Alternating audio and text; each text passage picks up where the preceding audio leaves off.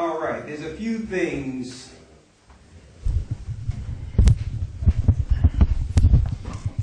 All right, that's better there. Okay, all praises be to the Most High. I want to say shalom to everyone here and everyone worldwide. All praises be to the Most High. And there's a few things I wanted to go into, especially in lieu of what's happening on the world spectrum, based on what's happening in events of what we see through media in France. Okay? And it's on so many layers. I'm sure I can't touch on every part of it, being that our lessons is really going to be about deliverance today. But I'm sure that Shapat is going to bring some type of angle with how he get the news tomorrow. So I'm sure we're going to touch on it on a more vast scale in the academy tomorrow. But before we go into the lesson, which is Bible prophecy on how the Most High's people will be delivered, namely the ships of Tarshish at the very end. Before I go into that lesson, I wanted to say something to brothers and sisters worldwide, just a couple of minutes, based on faith. F-A-I-T-H real quick, right? I think, and a matter of fact, I know that one of the errors, and these are things I've dealt with even before the truth and getting the truth, is understanding that when it comes to faith and happiness, we look to get those things from the outside of us. And that's where the disappointment comes in. We have to build our own faith. It's good to have faith to see strength in others, and that helps build your strength too. But all in all, your faith and your election must be sure. It's not predicated on someone else's rise or fall.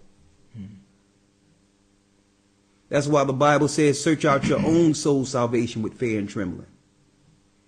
Because with people, the reality is you'll always get disappointed. It doesn't matter.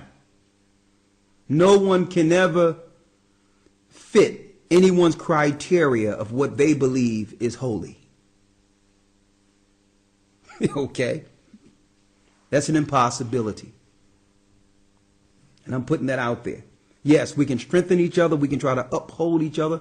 And we can make sure we keep someone walking as much as we can on the right path. But all in all, someone else and what they're doing on the outside of you, anyone, should not determine whether or not you will make it. And I wanted to put that out there. We all was called for a duty. We all was called into this race.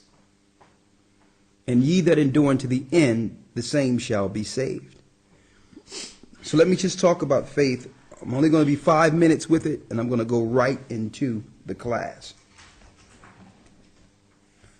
Because I've seen in this truth so many times, brothers and sisters run strong, especially in the beginning. That's when you're at your sprinting. No one can tell you this is not the truth. But I've seen so many people fall off and their faith be shaken, not based on what the Most High has done against them or for them. Because they weren't rooted. A scenario happened somewhere where they lost faith in a person. And through that, they turned back into the world, showing you what? They weren't really following the Most High from the beginning. They was giving a person more adulation than they should have. It was the person upholding their faith. You understand? And to some degree, there's nothing wrong with that. There's nothing wrong with having adulation or a certain type of love for when the Spirit of the Most High is working with the person. But what you can't do and what we can't do is equalize that with understanding that your salvation hinges on whether or not this person who you are labeled crazy. According to this world, you should be. Through the Spirit of the Most High, you have broken the paradigm. You see things for what it is, and therefore, you're crazy. You're a conspiracy theorist. Let me read these two scriptures real quick, and I'm going right into it. Romans chapter 15, verse 1. Yes. We then that are strong ought to bear the infirmities of the weak. Read it again. We then that are strong ought to bear the infirmities of the weak. We then that are strong ought to what? Bear the infirmities of the weak. And see, and that's what happens.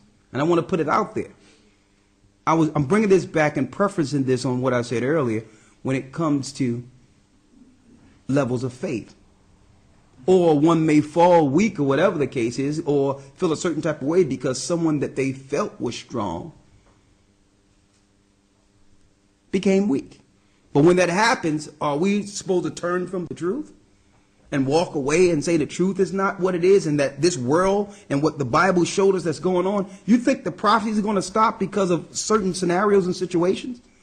We still believe what the Most High say regardless of people. Right? So when someone is weak, what you do? Exactly. That's an opportunity to say, you know what? I know how great this person is. I know what happens when the Most High is using this person. You know what? I'm going to help restore and get this person back so that we can finish together. Not look at them in a depressing moment and saying, well, listen, you know, it's all done. It's finished. It's over. We pick our brothers and sisters up. Because why? It's going to come a time, and I said it before, when you'll fall weak. And you're going to want someone to pick you up with faith, seeing the righteousness in you and what you've contributed to the work. And that's what's going to happen. Everyone has certain gifts. Some stronger than others. And I'm going to tell you, it's going to come a time where if we restore each other and keep each other to the end, that person that you help restore, that gift may mean life or death at a certain point in this whole movement. And then you're going to be, man, I'm so glad we didn't leave this brother or sister behind. It was something in them that we knew was there the whole time.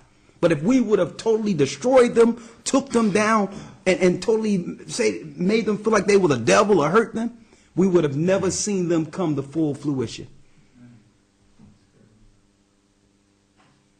You understand? See, but that's the love of Christ. And I'm going to tell you, because Christ, like I said a couple of weeks ago, he chose us while we were still yet sinners. Mm-hmm. While we were in our worst state, Christ seen something in us. You understand?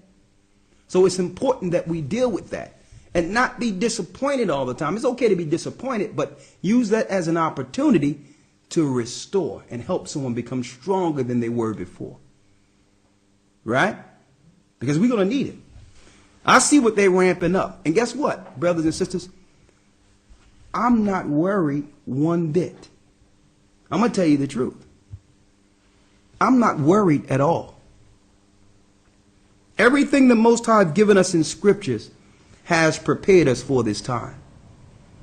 And I don't care what level of preparation we may do physically, we're going to face something out there when this is all said and done that we couldn't even, we would have never thought about preparing for. And we're going to have the answer. That's what Christ says. When they bring you up, take no thought of what you shall say or what you shall speak. For in that moment, the Most High is going to put that in you. That means there's nothing in this earth or what we've dealt with could prepare us for what we're going to face when it comes to these satanic magistrates that's against the chosen people of the Most High. That's why I don't worry about things I can't control. Close that real quick. This one here. That's why I don't worry about things I can control. We try to be as happy as we can without letting what's going on in this world consume us. Because if you're that way, then you're no good to no one. Right? Right? Yes, it's the end of the world. No doubt about it. Okay, there's no doubt about it. And I'm not even going to try to pretend like it's not the end of the world. Right? But the Most High has given us an opportunity in this time to build something, knowing what we have, knowing what we are about to face. And I'm going to go into it. Right? Let's go into the faith real quick in Hebrews 11, real quick.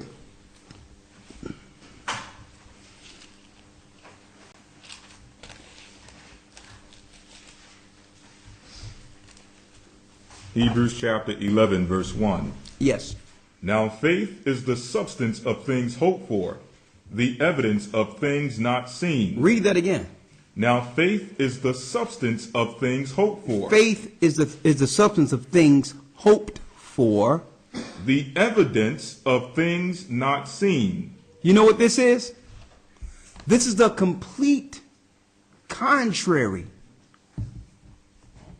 of our modern day scientific belief or scientific understanding that if it's not tangible or it can't be proven, it's not so. Just check that out. What we need to make it is the exact reverse of what this world say we must measure as truth. It's the exact opposite. That means the substance is what? Read it again. Things hoped for. Things hoped for. That means it's not tangible. It's nothing that you can actually see and put under a microscope. So the majority of this world will say, you're crazy, looking and believing in a God that you can't see, that never appeared or showed himself. It's the exact reverse. How do we know it's a God, right? That's what they say. What are they doing with science? They're trying to break your faith because there's only two masters. So if they can have you doubt or even question whether or not there's a God, automatically you turn to the other. Right?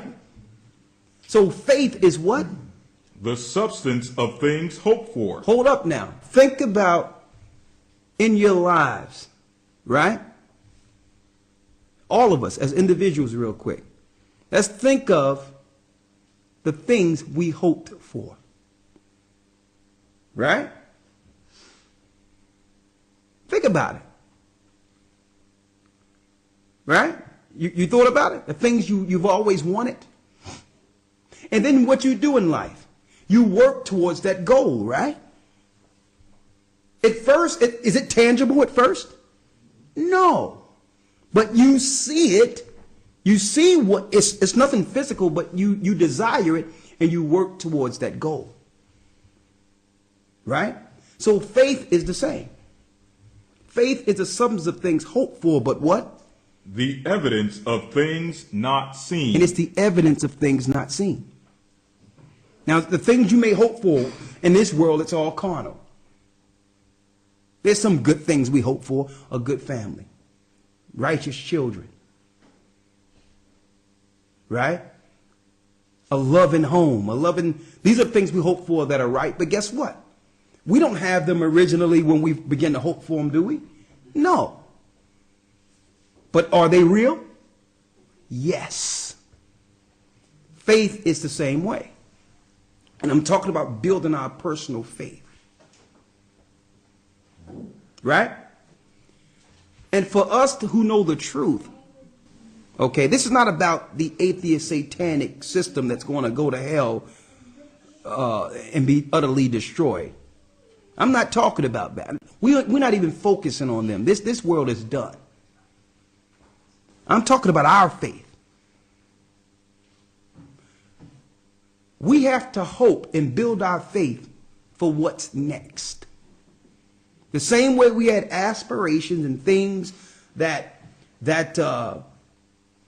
we wanted to acquire or to fulfill in this world, to get whatever we wanted out of this system, we must have a greater aspiration for the kingdom to come, knowing that this place will soon be done. Right? So with that, going back to what I originally said, why lose that at the very end, regardless of anyone? We have a tangible place that Christ has prepared for us in preparation. Right? And we're going to lose that for what? For who? If we decide not to do it, or say, well, this person this and this person that, where do you go? Will the prophecies stop because you decide not to see anymore? Yeah, let's put it downstairs. That's what I want to drop. That's what I want every brother and sister to understand. So we must build our faith so that no matter what happens or who it happens to, we fulfill our hope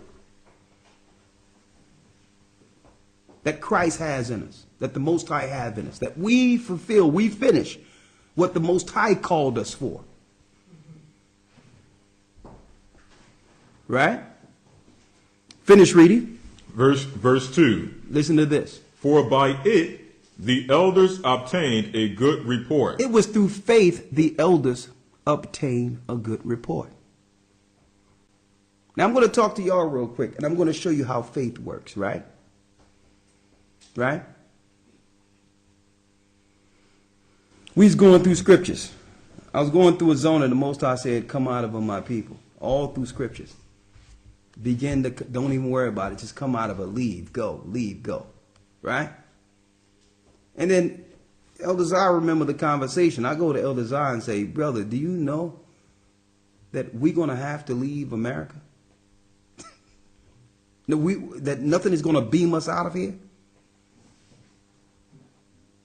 I had no idea how we was going to leave. We didn't have nothing to leave with. But I had faith what the scripture said that it was going to happen. And the only thing we had to do was go out on a corner. And guess what? There was a struggle, a fight for us to make it to that corner. You remember that? But then, now I look at it and say, you know what? If we would have had any doubt or any indecision and not dealt with the faith the Most High gave us, that fear, right? Because even with the attacks that other people have, oh, that's a doctrine, oh, they're crazy. Listen, that's nothing compared to what Noah went through. Right? And then we look at all the churches that have been established throughout the earth. Because we decided to say, come out of her, like the Most High said, and be like he-goats before the flock and begin to leave the borders of our captivity. To show you the level, it was higher than what we believed. It wasn't about going somewhere and going into some wilderness next to some sticks waiting for Christ. There was more work to do that we had to do face to face throughout the four corners of the earth. But we didn't know all that. It was the faith to take the first step that opened our minds to understand what this was all about. With no fear. That's how the elders obtained a good report in scriptures. The Most High tell them to do it, they do it. Against all odds, no fear, no doubt. You're going to have naysayers. You're going to have people tell you that you're wrong. You're going to have people attack you and all that. But what? You don't have faith in what man will say and what man will do. You have faith in what the Most High told you to do. And you understand that he's going to fulfill every part of it, and it's going to be greater than what you originally believed. It is first breaking that first layer of fear that happened through captivity to make you believe you'll never make it anywhere. They programmed us like that. That you must be dependent, that you must be a slave. Right? And then I look back and I'm sitting here speaking to Gaja and others all throughout the four corners of the earth. Gaja was a brother who didn't believe in the Bible or Christ at all, who just set up another church in London, another one in Leeds. Not just him. He can't do it by himself. And I don't want to, we got the twins. We got a lot of brothers and sisters who are working hard throughout the earth. And unless we made that first step, because we didn't see Gaja, we didn't see none of this, we didn't see none of you, but we had to take that first step. So that's why I shield out the negative and what people are dealing with. Because what I like to do sometimes is go back and say, well, okay, suppose I was one of Noah's sons. Imagine what they were hearing. Your dad is a nut job. Your dad is out of his mind. He's building an ark on dry ground. Everyone else is having fun. Everyone else is going to parties. Everyone is celebrated. And they don't even know it's about to rain. That it's about to be the end of the world. They were marrying, given in the marriage. And the only people that had common sense are the ones who had faith. Who had faith. So guess what? We're going to have it on both ends. That's going to shake our faith. We're going to have people telling us, oh, look, nothing happened. Everything is still the same. Don't you think they were telling Noah that? Look at you. Girls was walking by with hardly anything on. Yeah, you want to go party? Yeah. Come on, Japheth, let's go. Noah's like, listen, you go give me that hammer. Let's finish this thing. It's going to rain in a few days. People were partying, having a good time. No one wanted to understand or believe. And guess what? Yeshua said it. Our Savior said it. Like in the days of Noah, then shall the coming of the Son of Man be. It's going to rain. Okay? It's going to rain. So we must build our faith. And another thing I want to put out there. You can't compare your faith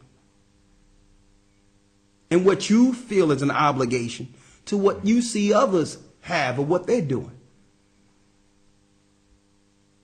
Everyone has a level of faith based on the measure the Most High gave them. Mm-hmm. So you can't say you're not good enough or you're not this or that because this person, I can't compare to these works. Your works may not be required to do what someone else is doing. Maybe the Most High wants you to do little, but it's still, we get the same penny. Mm. So don't think that because you see somebody doing vast work, that your work pale in comparison, therefore you do nothing. It doesn't work that way. You do what the Most High have in you, and brothers and sisters, that is enough. Everyone is not called to do the same thing. So what? Everyone get paid the same thing though. The kingdom.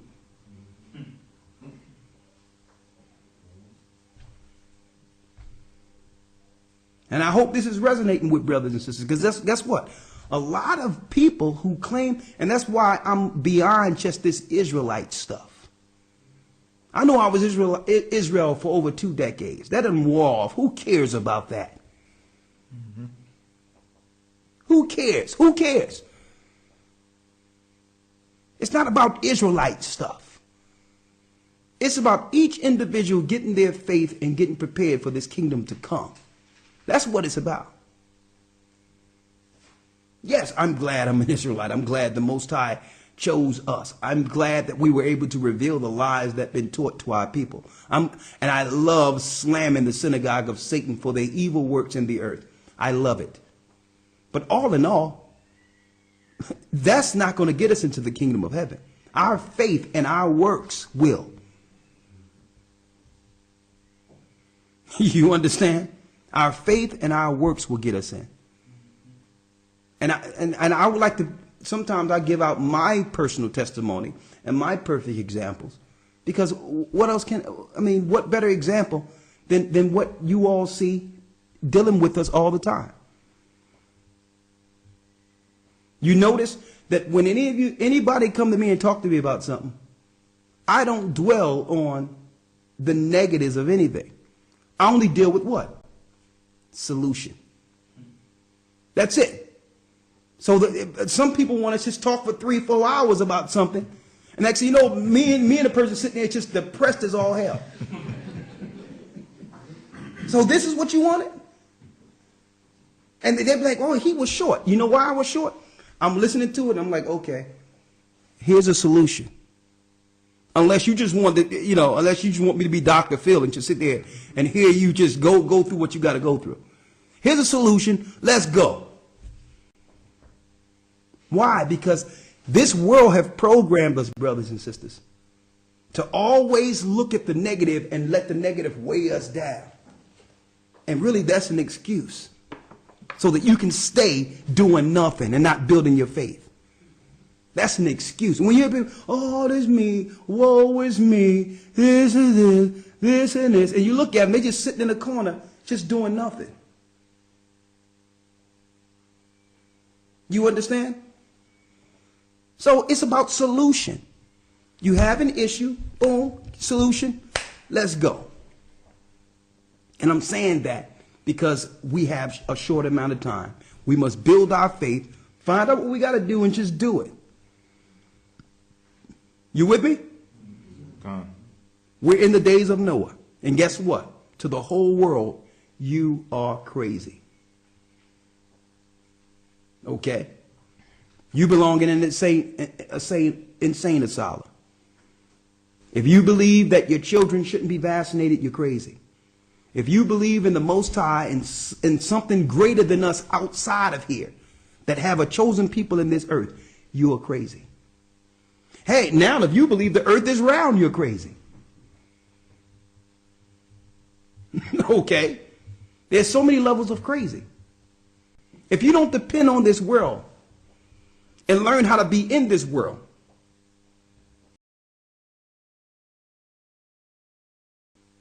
and use this world, but not let it consume you, you're crazy.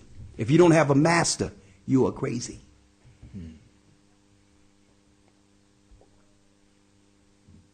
Right? And I had a conversation the other day, and I don't like to could go on because this lesson is going to be about an hour here. I was having a conversation the other day, and the conversation was about breaking the paradigm of what we think we should be doing on a daily basis. You notice that when you first break that paradigm, you feel something empty. Why? Because this world consumed us with work. So if you're just sitting back thinking, this world calls you what? Lazy, shiftless, nothing, right? Because you've been conditioned to be a slave. The people that are really running things are not physically working. They're thinking, and they're linking into their God. That's how you run the world. You get laborers to work. People that run things think. So they made us feel like, oh, look at you, what you? And I'm not talking about being lazy in a corner somewhere getting spliffed. This is no excuse for you. Smoking blunts. We ain't talking about that. We're talking about the people who's spiritual. You understand? Who use the time of leisure to connect. So that they will realize how to run things. How they realize how the mechanism and how the Most High did things. You understand? So that now you have your portion and know how to create your own so that you're not dependent on this world. All of the elders had it. All of Israel had that. You understand? We were talking about how when you're free, you have space to think and plan. Or you can just have physical labor, and there's nothing wrong with that, but you will be limited. Your mental capacity is limited. How much can you get done in a day? You'll be surprised how much, through the Spirit of the Most High, I can get done in a day. Just thinking. Same thing with all of you. You understand? And then, okay, all right, now I want to put this out there because I'm going to show you how the Most High work things. Right? You're sitting there thinking about the gift the Most High gave you. You turn that one gift into a business, right? And it begins to grow, right? And then you have all that substance from that time of leisure that does what? Give you more time to think. That's how people are running the world, brothers and sisters. We have to get out of this thing that we must be dependent on this world to have substance. You are a slave. So if the Most High made you free, be free. But you're not going to get this without faith. The fear that has been instilled on us through the Willie Lynch plan will always kick in and make it where you question whether or not something is right that the Most High put in you to do. It's systematic slavery. They made it where they don't have to put shackles on us. We've enslaved ourselves through fear. Faith is the contrary. And you know what? It feels good. And to this world, we're crazy. But I know how it works. Faith is crazy. But it works. Right? Finish reading. Verse 3. Through faith, we understand that the worlds were framed by the word of the Most High. Come on. So that things which are seen were not made of things which do appear. Read that part again. Hebrews 11:3. Come on. Through faith, we understand that the worlds were framed were framed by what? By the word of the Most High. By the word of the Most High. Read. So that things which are seen, what we see, I see you all every day. I see that cup over there. The things that are seen, what? Were not made of things which do appear. Was not made of things which do appear. So everything in the physical was made from what? The invisible. Mm-hmm. Common sense. Even modern day science teaches you that. That table wouldn't be there unless what? Someone built it, right? Before that, it was what? An empty space. So this world we see came out of what? The invisible. That tells us that I don't need NASA to tell me whether or not there's something out there or have them interpret what's out there. The Most High and his angels are out there. The things that are seen is evident that they exist. Right? Now, just because they're out there, right? And here's the key thing, and this is where we come in. Now that we know they're out there, and we have faith based on what we see that they're out there, understand that the same scriptures that told us we were Israel is now telling us that there will be an invasion, that they're coming into our realm. If we know they're out there, then we know they visit, they come back and forth, and guess what? We know according to the scriptures, soon they will come to stay. Right? We have that faith to understand that. And there will be a war. We have the faith to understand that. Right? So what side are we on with this? Right? When the invisible world clashes with the principalities and powers that control this one. Mm-hmm. It's coming. Read. Hebrews 11, verse 4. Come on. By faith, Abel offered unto the Most High a more excellent sacrifice than Cain, by which he obtained witness that he was righteous. The Most High testifying of his gifts, and by it he being dead yet speaketh. Verse 5. By faith Enoch was translated that he should not see death. By faith Enoch was translated. Now we know that he was translated right before what? Right before the mission came to Noah to build the ark. A little time before that. To judge the fallen ones, the principalities that control the governments of this earth. At that time. Right? This was the fallen angels planet. And guess what? Guess whose planet it is now? The fallen angels.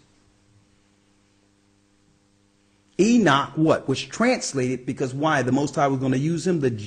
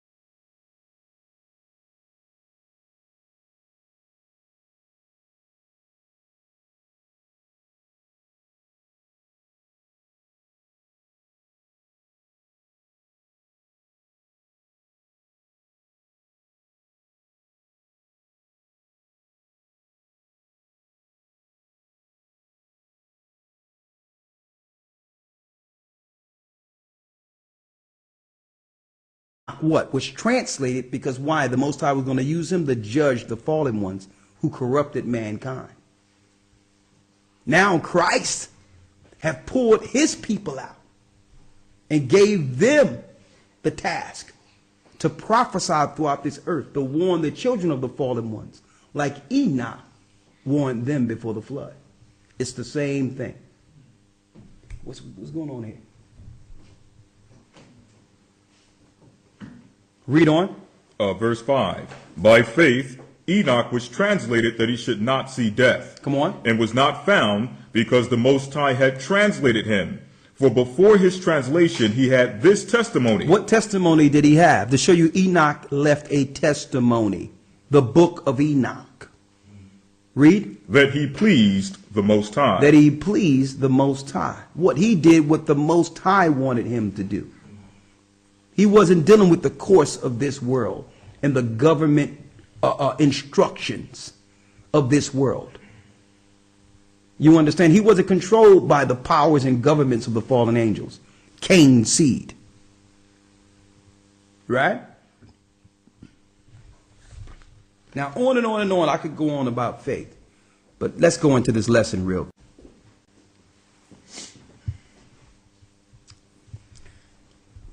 Now,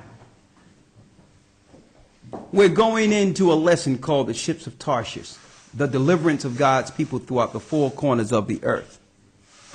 And we all know that these are the things that will happen in which the Most High will need to deliver his people who has been captive throughout the four corners of the earth. That will be the main victims of what we call the New World Order. Right? Now, just a few things.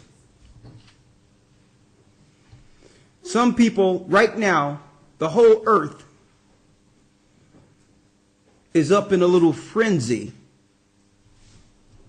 being moved or hyped up through the quote-unquote Paris terror attack, right? Everyone is being amped up.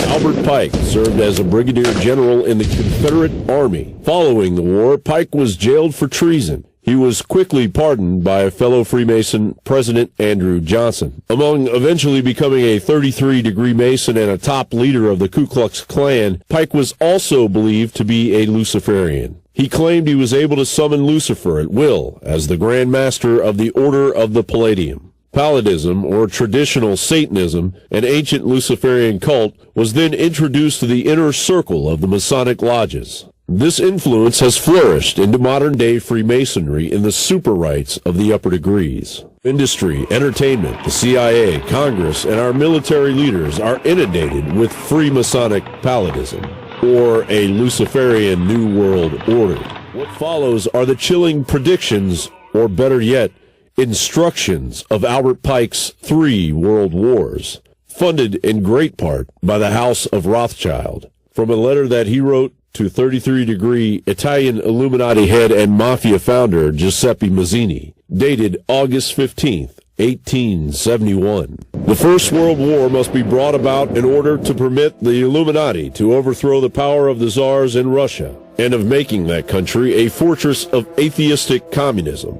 The divergences caused by the agentures of the Illuminati between the British and Germanic empires will be used to foment this war. At the end of the war, communism will be built and used in order to destroy the other governments, in order to weaken the religions. The Second World War must be fomented by taking advantage of the differences between the fascists and the political Zionists. This war must be brought about so that Nazism is destroyed and that the political Zionism be strong enough to institute a sovereign state of Israel in Palestine. During the Second World War, international communism must become strong enough in order to balance Christendom, which would be then restrained and held in check until the time when we would need it for the final social cataclysm. The Third World War must be fomented by taking advantage of the differences caused by the agentur of the Illuminati between the political Zionists and the leaders of the Islamic world. The war must be conducted in such a way that Islam, the Muslim Arabic world, and political Zionism, the State of Israel, mutually destroy each other.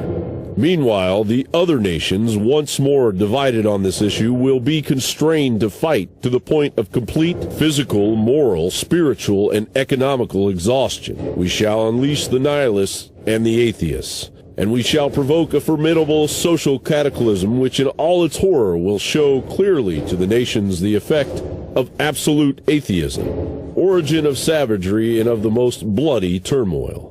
Then, everywhere, the citizens obliged to defend themselves against the world minority of revolutionaries will exterminate those destroyers of civilization, and the multitude, disillusioned with Christianity, whose deistic spirits will from that moment be without compass or direction, anxious for an ideal, but without knowing where to render its adoration, will receive the true light through the universal manifestation of the pure doctrine of Lucifer, brought finally out in the public view.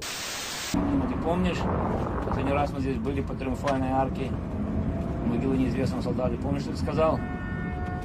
Что если бы люди осознали, какое воздействие мы оказываем на мир, поглядите, распространить энергию. Все готовы? Давай, жми на газ. Давай.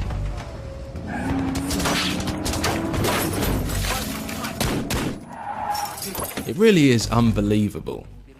What you're watching here is footage from the game Battlefield 3, which was released in 2011.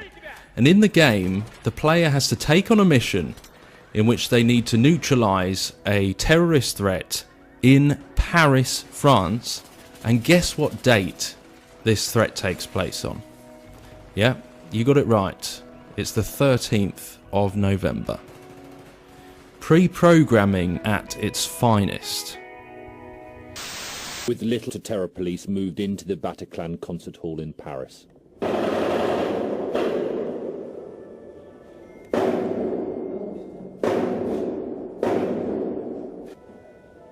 They were forced to move quickly because the terrorists were killing hostages.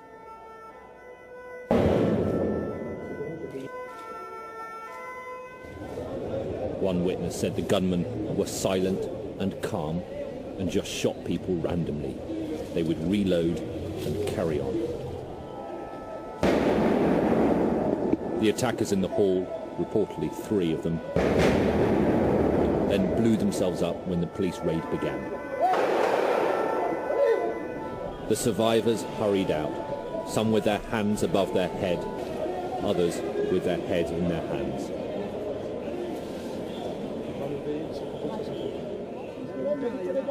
The paramedics went in. What they found was a massacre. One official described it as carnage. This man's life was saved when a bullet hit his mobile phone. When he hung up, I was crossing the road and it exploded in front of me. Everything went up in flames. I felt the reverberations and I left. I fell down, then got up. That's when you saw me. You were already in the area. Here's the phone that took the shot and it's that saved me. Otherwise my head was in pieces. Right? You speak to the people at home and you speak to people throughout the states or whatever the case is. They're like, oh my God, what's going on over in Europe and this, that, and the other.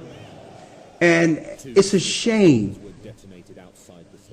the level of control the media has over this world. It's a shame. Let me tell you, if this grim that's going to be when Christ returns, they'll be more focused on that than what the news is saying. It seems like the people fear the government source news more than the Most High himself. That's what shakes you up in a frenzy, what they report. What about the report out of the scriptures? Which has a what you would call an infinite impact on the rest of not only your life on earth, but your soul. Everyone is getting whipped up in a frenzy. The media is the key weapon, the key sorcerous weapon they use to keep control over the people. And I'm looking at this. Paris terrorist attack. ISIS. What are we going to do? Right? On and on, the same thing. Same exact thing. They showing some guys in a studio with a green screen. This one guy named John Jihadi, Johnny Jihadi now, is behind these infamous attacks and all this mess, right? Kill all the infidels, take واحد. President Obama, your policy against the Islamic State has brought us once again to kill an American citizens. Under those circumstances. Under those circumstances. Cut. Circumstances.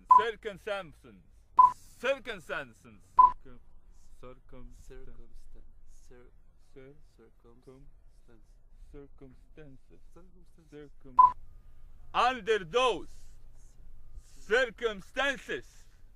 I said it good. Yes? Continuity نالدي. Take 47. Action. President Obama. جيبها ليلي. Push. Very good. Ismail, touch up. جيب. You okay? 5 minutes. Under those circumcision. This is why. Less circumstances. This is why. This is why we see you and your allies, the Ayunis, the only responsible. I said Ayunis, right? I said Ayunis. Sayunis. This is why we see you. Halla Samir, Halla! We see you and your allies, the Sayunis, the only responsible of the killing of the... Then they have their systematic Satanist crowds that they utilize on every attack with signs so that they can take pictures for this media propaganda. Jesuits Charlie, talking about Charlie Hebdo, another false flag where somebody was supposed to have gotten shot in the head earlier this year with no blood nowhere. Right? Just going through it. Just going through it real quick. I got some pictures. You can't see these, but I'm putting these out there. Okay, what's the name of this guy? The guy they say was over ISIS, Elder Lawyer? Elliot Shimon. His name is Elliot Shimon, a Jewish prop they utilize. But his name that they're promoting throughout America is al-Baghdadi. Over ISIS. On and on and on. They're propagandizing, right? Now, we can go on and on and on about the propaganda, right? But we will not.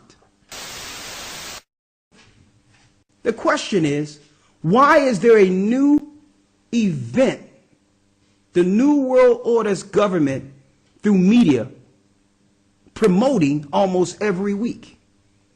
This systematic fear. See, what I learned now is not to focus on, because it's to the point where they're so over the top with these fake events. It's to the point where they want you to know it's fake. They want you to know that they're doing it. That's a tactic in itself too. They want you to know they're doing it. So what I do is I don't focus on the fake propagandized news to get the people whipped up in a frenzy, because you're not only being whipped up in a frenzy, you're being conditioned to accept what's next. That's the fearful part there. That's the most fearful part of this. Is that they are, through this fear and them making you believe these events actually happened, you are now conditioned to accept a greater threat according to scriptures. And we say it over and over again. When Jerusalem is compassed with armies, flee into the wilderness. You're being prepared with the propaganda to see tanks rolling down city streets.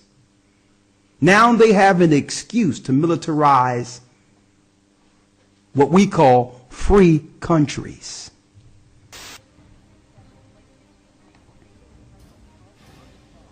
Okay? Hey, the New World Order won't be just readily accepted. It will be enforced. The New World Order is Satan's world.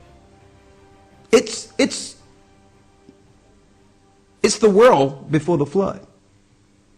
It's the days of Noah. Don't forget, when the people no longer participated with the system, when they seen what it really was, they began to what? Consume mankind. They began to kill people. At one time, I tell you, during the time of Noah, the people were participating with it because they loved the technology, they loved the freedom, they loved all that came with following Satan's system. But when they can no longer sustain these leaders, the leaders said, okay, now, okay, you brought me this, that's not enough. You need to start bringing me people now. I'm going to need this amount of people dead out of your family. So eventually, they suck you in, but at the end of this, they require blood. They always have a required blood. They'll suck you in with the technology and all that to get you into it. But the cost is more than any of us is really willing to pay.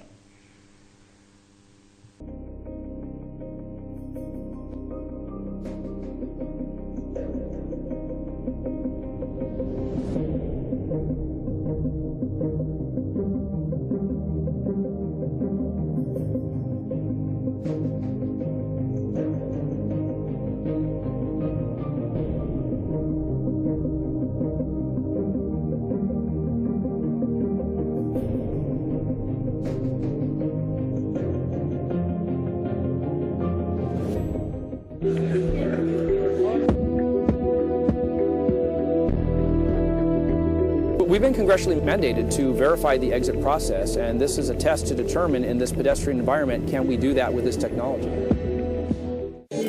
Digital technology offers the promise of intimacy, amusement, and even a longer life.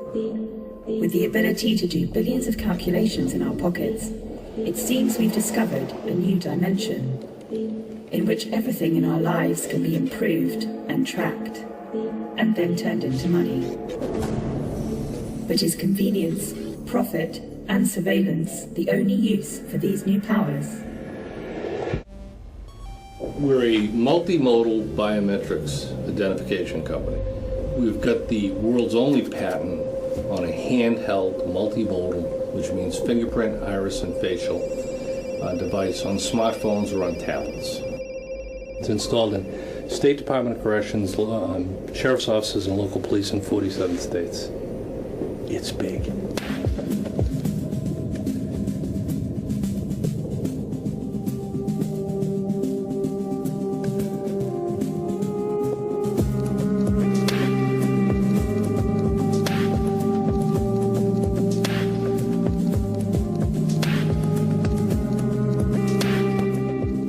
This is a form of governance by data. You might be a perfectly normal individual whose facial expression, for example, might indicate that you have some dangerous or suspicious thoughts. Within 5 years or so, we're looking at a future where police forces would be able to identify who you are and where you are in the city and link it to a social networking page and to all of your friends.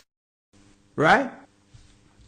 So what I tend to look at, not the propaganda in the news, because these people in the studio, these are actors getting excited and getting you all hyperventilated and all that. And when they say cut, these people go and they drink their little shots or whatever, they toast. It's all acting. What I tend to focus on is the laws that will be passed after the false flag. Okay, because the false flag will go away. It's just like any other story. They'll put a new story up, you'll forget about the last story. Right? But what you need to look at, from one propaganda to the next, the laws that are in place against the citizenship, against your well-being. These laws are in place against you. Whether they did a false flag or not, the laws are in place to do what? Enslave humanity. What does this mean for you? This means that when you go shopping or go to a mall or any place, you're going to see machine guns. That's what this means. They're acclimating what we've been saying for years they were going to bring forth, but they can't do it without events. They must have an event to bring forth the one world order. So that we are conditioned to see military on a regular basis.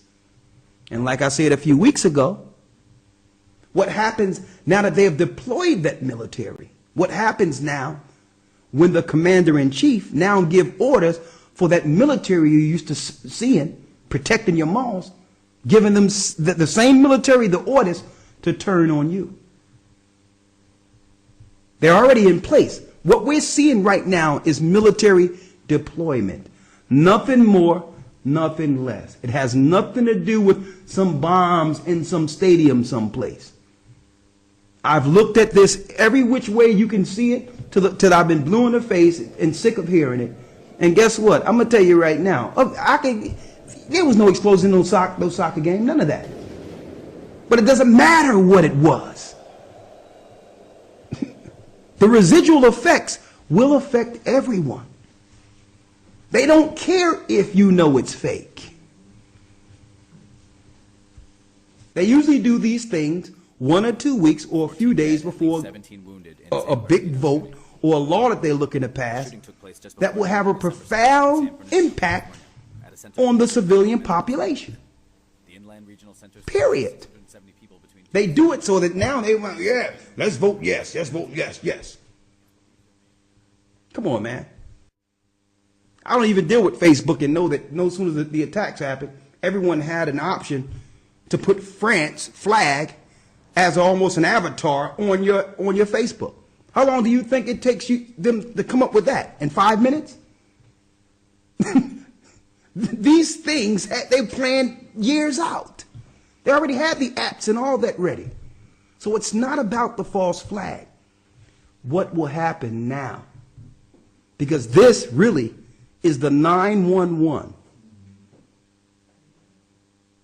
of the world now. You're going to have every country that's in compliance with the New World Order pass laws based upon what they claim happened in France. We know nothing happened, but it doesn't matter. Something did happen. They told you something happened. That's all they have to do. Right? So, eventually they're going to bring forth a New World Order. Okay, I'm going to try to quantify this. I'm going to go into a little bit in the academy tomorrow. But they're going to militarize the earth, and they're going to claim that it's the internet, that these particular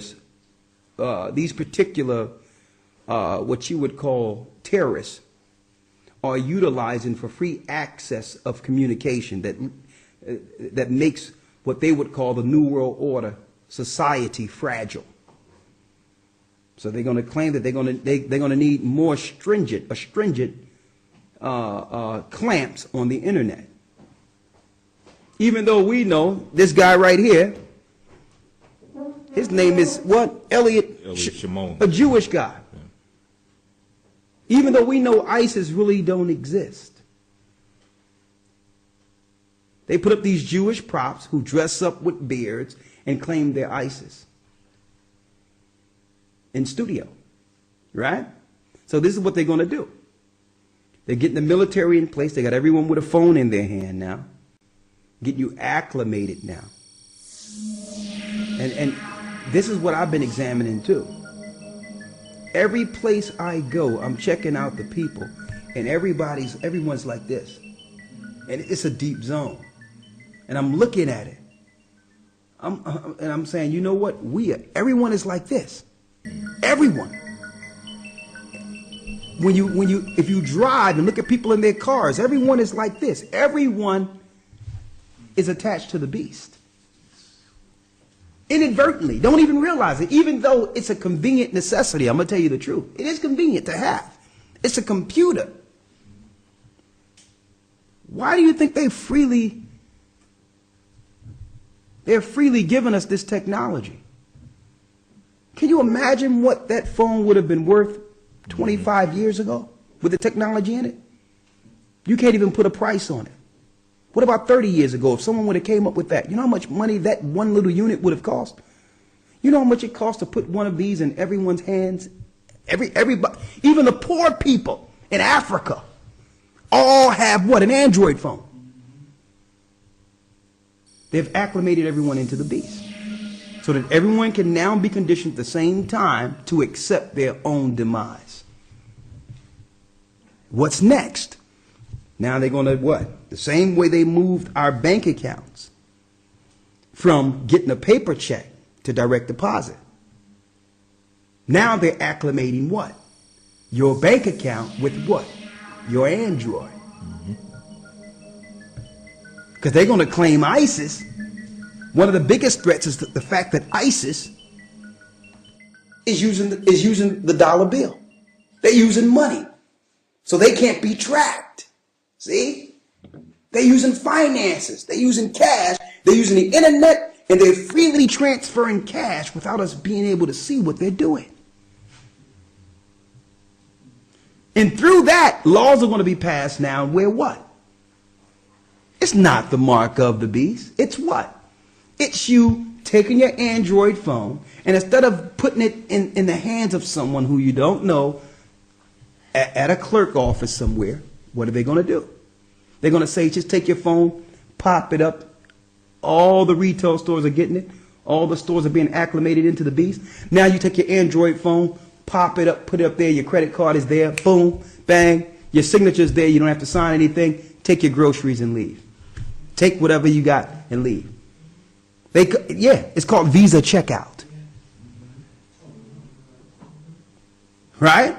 That's one phase now. That's the next phase. Right? And then, of course, the next phase of that is, you know how it is, through thuggery and bullying, people's phones get stolen, they get missing, they lose their phones in cabs, you name it. Boom.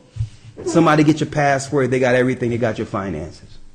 They got, you know, your way of living, right? Because, believe it or not, your way of living have been all systematically integrated into your phone. Right? They have your way of living. Right? So what's the next step? The next step is to say, well, we can conveniently solve that problem with an administered RFID chip.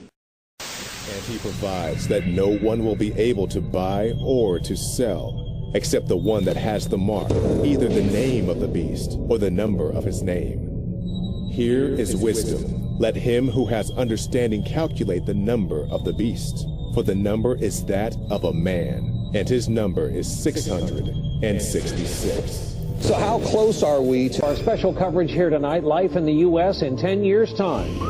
The year is 2017. You're rushed to a hospital unconscious with no ID or medical history, but thanks to a microchip under your skin, it's all there. Science fiction 20 years ago, but a biometric reality today. In medical news tonight, a chip the size of a grain of rice could save your life. I've just been chipped myself. It's not a painless process, but it doesn't last too long, not too difficult. Minor surgical procedure. New microchip technology now makes it possible for the emergency room staff to find out about your medical history at the touch of a computer key. At some point, we're all going to have RFIDs. It might be even in our fingers, where they require it with everything on it. Instead of carrying credit cards or money, we will probably be implanted with chips. And now RFID microchips like this are being injected into humans. I'm sorry, sir, did you just say you would get one implanted in your arm? Absolutely, without a doubt. Our driver's license will be on the RFID chip. Our credit card number, all our information will be on this one chip.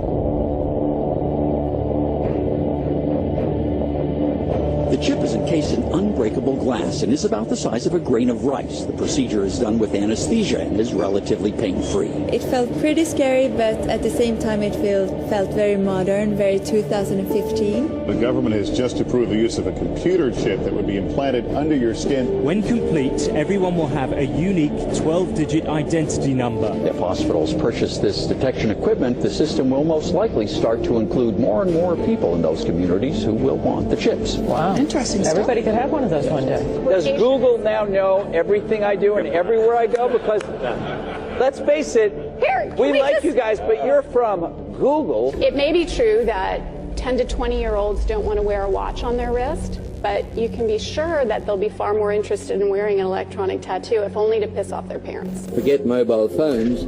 Your children and grandchildren may well want an implant instead. You know, when we check out at the grocery store, we'll be swiping our own arm over the scanner, and that will be something we feel we can't live without. It would be such a disadvantage to not have the implant that it essentially becomes not optional. Let's imagine a little bit what the future might look like if I could take your stem cells and put them on a chip, or your stem cells and put them on a chip.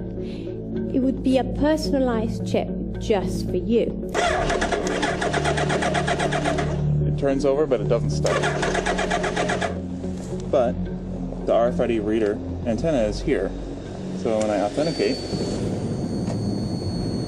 the bike powers up.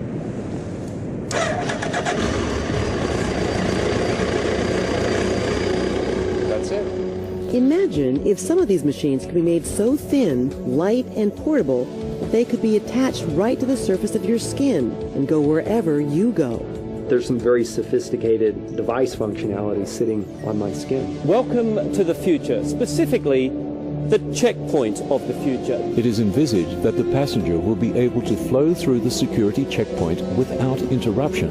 This is what IATA, which is the airline industry trade body, is hoping will become commonplace around the world. A sort of one-stop shop for security from the curb to the gate, as they say, with dignity. Karen, a microscopic tag be implanted in a person's body to track his every movement. There's actual discussion about that. You will rule on that, mark my words, before your tenure is over. Mark my words, huh? More like the mark of the beast. Even though it is called a tattoo, there is no need to pierce or puncture the skin. Instead, the device sticks on.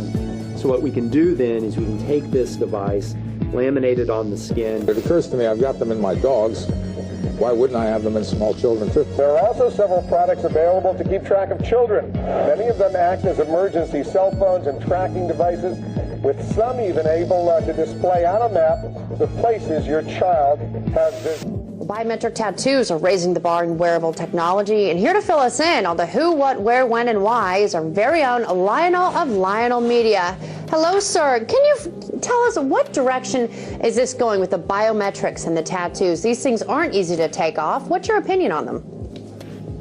Eventually what's happening is that we are being led bit by bit through, to use the Skinnerian term, from shaping through the successive approximation to ultimately having within our bodies an RFID chip that will be implanted, that people will stand in line and in queues for to have, so that ultimately we will have in our bodies, because what we're doing right now, Lindsay, is we're slowly moving towards that.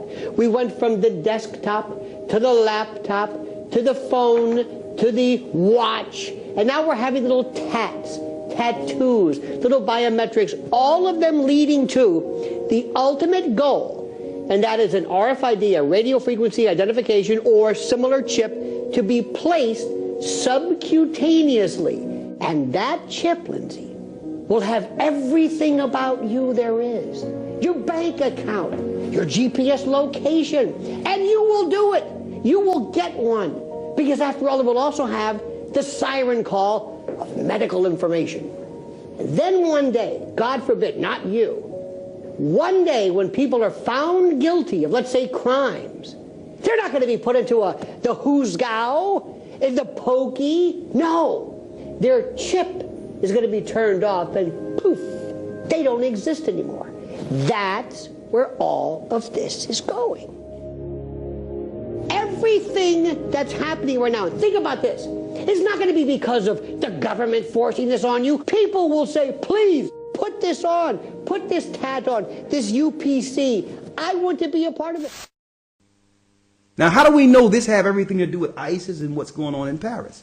Well, they just passed a law now within the United States, who had nothing to do with France, to now force all migrants and those that are in poor countries to make sure that they have an RFID tracked passport if they're looking to live outside of the place, Syria, which is being bombed and utterly destroyed. They says ISIS wasn't tracked.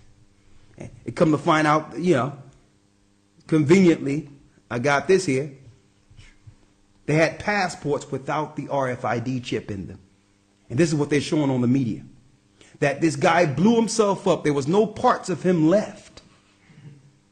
But another magic passport appeared out of this, so that now they can now tag the culprits of the Paris attack to Syria or ISIS. Like I said last week, you had some magic passports that fell out of the building. Even though everything was disintegrated during 9/11, these magic passports just fell on the steps of the FBI. And I told them last week, I want a complete suit and house made out of these passport papers.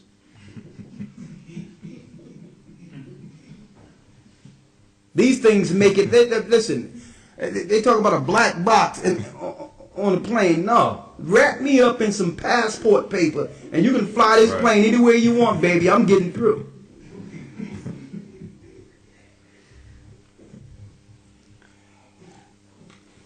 But now, through this, they're doing what now? They're moving, they're acclimating everything to the RFID. And I'm going to tell you right now, it's going to come a time where people will not have physical paper passports. They will acclimate that with your Android, and eventually, it will be your RFID chip. You will not be able to buy or sell unless you have one. You see, and that's why I wanted to talk about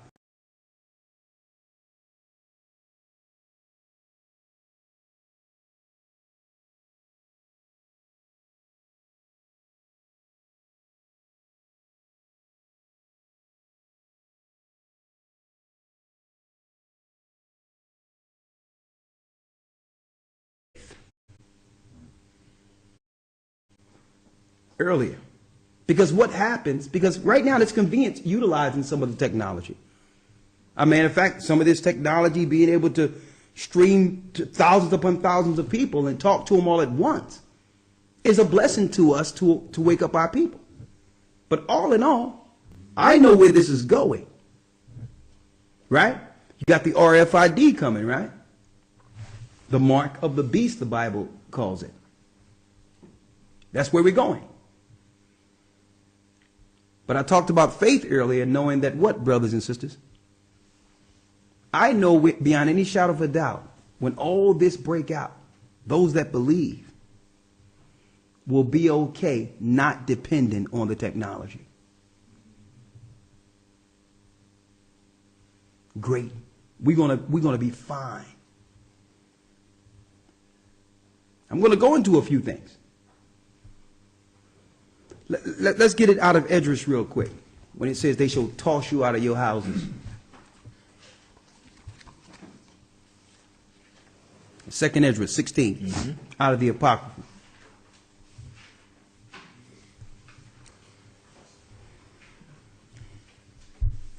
Second Esdras chapter 16, verse 68. Read it. For behold, the burning wrath of a great multitude is kindled over you. When it says a burning wrath of a great multitude is kindled over you, it's speaking of the majority of the people now that are coming against the elect or people who believe in the Most High. We have an unbelieving earth, and all of them are against the Bible. All of them are against those who believe in something greater than ourselves, the Most High God. That's that burning multitude that's going to be over us. They're going to condition military to be against those who believe in the Most High. Look how they condition you. They condition you to what? To attack a people not based on them being radicals. They have what? Connected a religious belief to the ideology that's attacking the New World Order. Right now, Christians are not up in arms against this campaign, this fake campaign. Why? Believe in the Most High can get a radical thought outside of the New World Order. Therefore, you are a threat and may blow something up because you're not being controlled. Your God may tell you to do what this Baghdadi did. It's really an attack against those who believe in the Most High. We know ISIS don't exist. We know these religious groups don't, but they're fashioning the narrative so that people can point to those who believe in God as radical or crazy. That's what they do in a satanic system. They point out those who believe in the Most High. There's nothing, they can just shift that from Islam to who? Oh, Israelites. They can shift that from that to whatever. They can move the narrative wherever they want, brothers and sisters, is what I'm telling you. The Islamic State don't exist. But in some boardroom of some government institution someplace. But all in all, they're going to use it as a platform to attack those who believe. So what happens when we are dealt with a choice to either take the mark of the beast or take our chances with our God? We will come to that point. We will come to that decision. All of us. Read. For behold, the burning wrath of a great multitude is kindled over you, and they shall take away certain of you, and feed you being idle with things offered unto idols. Because usually what they do first is to try to get you to compromise your God by feeding you things that they've actually prayed to and sacrificed to their gods. Okay? That's a religious attack. That's a spiritual attack. The example I can give you, no sooner as they enslaved us and took us off our shores, they did what? They began to serve us pork and sell us pork and give us pork, swine, something against the Bible. See? So that's the first thing they do. And I'm saying this, brothers and sisters, because when they start coming against us and moving us and finding out what we believe, part of their tactic of breaking you is to give you the reverse of your belief system. In every way. How you think, how you eat, all that, to break you. See? Read. Verse 69. And they that consent unto them shall be had in derision. And they that consent to them, that means you begin to agree with the New World Order system. You will be had in derision. They will tear you apart. Read. And in reproach and trodden underfoot.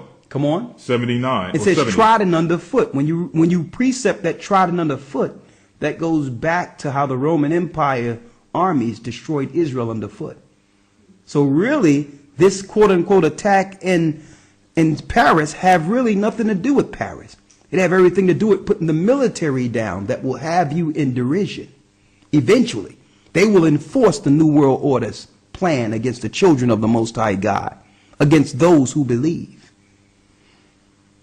Read. Verse 70. For there shall be in every place. In every place. That means it doesn't matter where we go. We know it's going to be utterly destroyed. But guess what? They're going to assume this every place. This is how the Israelites, God's people, will eventually get into the wilderness. They're not going to be able to actually operate any other place. There will be no place that can sustain God's people, because why? The whole grid will be electronically controlled. It's not going to be a place that you can go where facial recognition will not recognize you. So you understand? So eventually, that's why Christ says, when you are persecuted in one city, do what? Flee into the next. Eventually, these circumstances are going to lead us to where the Most High will protect us in the wilderness. It's going to be it's going to be the New World Order against those who can see. But first, they must set up a grid to know who's with them, so that they can now concentrate on the number of the elect that's left that they must destroy before the coming of Christ. So these computers are not just used so that we can be on the phone and the internet or whatever the case is. The computers are being moved on the other side as what? As a statistic grid. A metric to know whether or not there's God's people that they haven't put a grip on yet. Whom they haven't destroyed yet. Who are not in jail. Who are not controlled. It's going to be a metric that will be utilized. Read. Verse. And how do we know this? That's what the Obamacare plan was about. It wasn't about you getting insurance. Now they can have a metric on how many people that are not within the United States. It's a census to count who's really operating under the grid. And if you don't got the insurance, they know that you're operating outside of the grid. It's a metric to know how, and through the metric, then they can campaign and plan going forward on what they can do to focus on those that fell through the cracks. That's what your G20s and all these other events are about. They look at the metrics and say, well, listen, these many people haven't signed up for Obamacare. Now, those that are in Obamacare, automatically, they're going to get the mark of the beast. A two-way radio is part of it. See? They just haven't told you. But if you sign up for it, you've already been acclimated to receive it. So it's not what you think. It's some businessmen sitting in all white with metrics looking, or black suits or white ties and black ties and red ties sitting there around the table saying, well, okay, who's our threat? Those that follow the Most High God. Here's a number of them that haven't signed up or whatever the case is. They're not a part of our system. Okay, how do we get them? Okay, we must mark them as terrorists. We're going to say they're ISIS. We're going to say they're this. We're going to say they're that. We must get rid of them. Not because they are a physical threat. They can spiritually release the people. And if they spiritually release the people, these people will spiritually fight against us. And when these people spiritually fight against us, their angels come into our presence and war against us. It's a spiritual war. That's the power we have. They understand it, and they know we understand it. Are you following me here? Read. 2 Ezra 16, verse 70. Come on. For there shall be in every place and in the next cities a great insurrection upon those that fear the Most High. So this whole campaign is aimed towards those who really fear or know that the Most High God exists, who believe in him and have faith in him. It's speaking to the believers. Read. Now Christians, a lot of Christians know this to some degree, but they've been duped with the Jesuit programming and agenda of the rapture that the Jesuits created. They're dealing with a doctrine that you cannot have the mark of the beast until the Antichrist is revealed. So through that conditioning, Christians will take the mark of the beast. So a lot of what we're saying Christians know, but their timeline is off, and they're not going to have enough time to prepare. See? So because of that, they're going to automatically choose what? It's going to show you. They're going to have to choose right on the spot. They're going to have time to prepare and go out and set things up and have preparation for the people. There will be no time for them at all. They're going to have a decision right on the spot with a gun at their door. What do you choose? And they're going to start off with their Pied Pipers, Creflo Dollar, whoever their Pied Piper is, who's going to tell them to get it and saying, listen, if you don't do what the government tell you to do, you're not of God and you got to get out of this church. That's how the Pied Pipers are going to do it. You got to leave here. You got to threaten our church. This is how they're going to do it. Right? And Christians and people who believe in Christ. I'm not speaking of Muslims. We all know that the Islamic faith and all that satanic religion, those that believe in our line, that rock is going to hell. We're not here to defend the Islamic State. But I'm going to tell you how this is going to affect those who believe in Christ.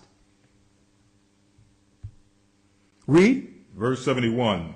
They shall be like madmen, sparing none. See that? But still spoiling and destroying those that fear the Most High. So their whole campaign is against what? Those that are keeping the commandments of God. See? So that's how they measure whether or not you are a threat. What do you eat? Oh, you don't eat pork? Okay, you must be religious. See? Oh, you don't celebrate Christmas? Okay, we can put him on the list. Yeah, okay, he's not conditioned. She's not conditioned. Oh, you don't deal with Sunday worship? See, all these things they can peg off and now get a metric on those who are now connected. Because if you're not being controlled by the world religions, you're connected. They realize this. So they put these little caveats, these little, what I would call spiritual ball and chains on us, so that they can know whether or not you're with them or with the Most High. And these are the people they're going to target their destruction towards. Read. 72. For they shall waste and take away their goods and cast them out of their houses. See that? All that good stuff. All those resources. All your goods are going to be taken. And what? 73. And why will they cast you out of your house? How are you going to pay for it without the mark of the beast? How? Now, back in the day, they used to have sheriffs knock on your door and say, you know what, you got to get out. You know, we're going to give you some time. At least the sheriffs had some level of sympathy, being connected with the people. The sheriffs in towns, they have some level of compassion for the people. They give you some time to get out and all these things. But now, through the integration of city, state, and all levels, the local, state, and city all being integrated, you can have the military on your door. It's not going to be your sheriffs. Read. 73. Then shall they be known who are my chosen. It says they're going to kick you out of your house. They're going to take everything you have. Then what? Then shall they be known who are my chosen. Then we're going to know who's really down with the Most High. Who's going to stick with the Most High with nothing? Of course, they're going to give you an option, though, a great option. Do you want to keep the house? Do you want to keep all your goods? It's simple. We have it right here in a syringe. We just have to know, we have to be sure that you're not a threat to us. So take this chip.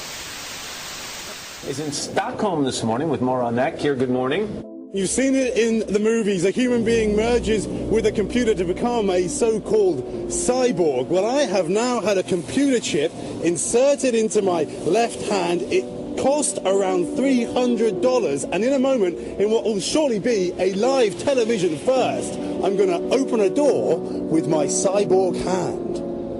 We're going to put a man inside a machine.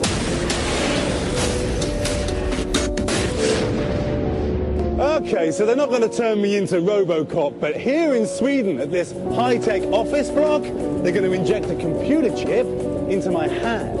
Cecilia Osterholm starts her day with this new technology. She swapped her keys for a chip in her hand that uses a radio signal to open doors. You have a chip in your hand there? That's right. It's been inserted there. Right. We've watched technology take over our lives. It's a smart house. It even happens in Annie.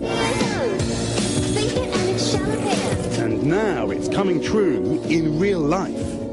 And with that, I became part man, part machine. Right, cue the superhuman music, guys. Here comes the big reveal. Here on my left hand, you can still see the mark, is where that chip has been inserted into my hand. We already have your information. We have your Facebook, everything. We have your whole dossier. We're going to put it all up in here too with this chip. You're going to be able to access everything remotely. You're going to be fine. The greatest convenience you've ever had. We just need to know where you are and what you're doing, because we're being threatened here. What you want. Keep your house. Keep your car. Keep your children.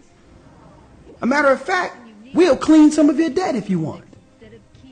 You owe money? We'll clean the debt. We'll give you some money. Take the mark of the beast. Bow to the real God of this world. That's the Apocrypha, brothers and sisters, telling us the mark of the beast instituted, and the choice believers will have to make when it's time. Now, when the grid fall off, when they acclimate the mark of the beast, brothers and sisters, now you're going to have brothers and sisters operating without the chip, without the mark, right? How do they make it to safety? What's going to happen? Right? That's what we're about to go into. Now, a couple of weeks ago, we went into Syria, bringing forth and actually showing, according to Scripture, why the governments are really in Syria. It has nothing to do with ISIS. It has nothing to do with some attacks and all that. From some Islamic state that have nothing to do with it. Whatever they're telling you in the media, don't believe, okay? This is a systematic destruction and taking down of all the nations who went against God's people.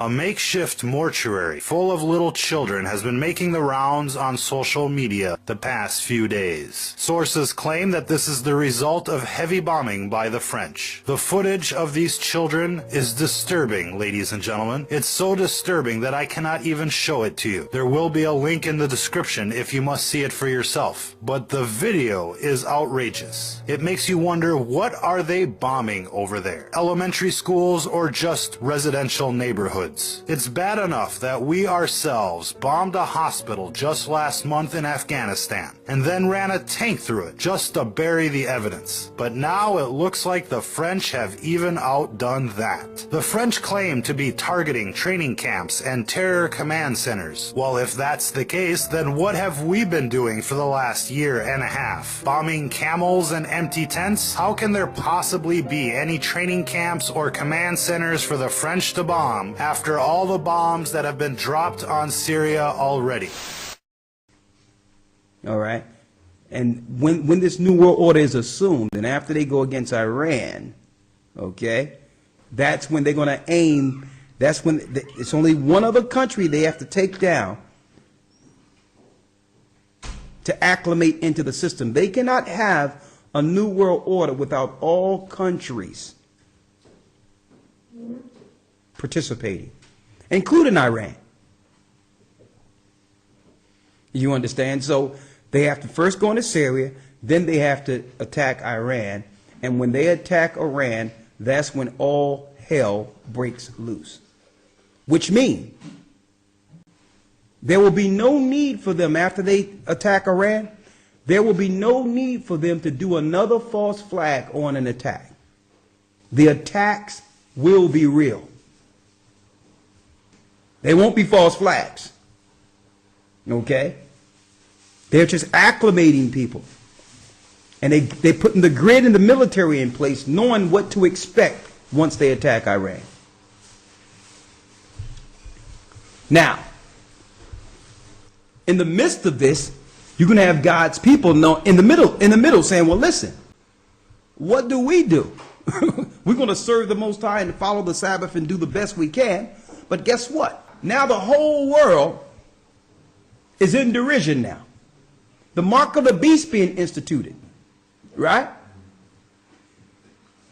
Now, all your family think you crazy because you're one of the very few who actually have the mark of the beast. You're the black sheep, quote unquote. Because you don't, now people think, well, you think you better than us? Now all the people have turned against the elect of the Most High, right? And eventually, we have to be led into a place of safety. Let's go into the ships of Tarshish. Right? And our deliverance according to the Bible.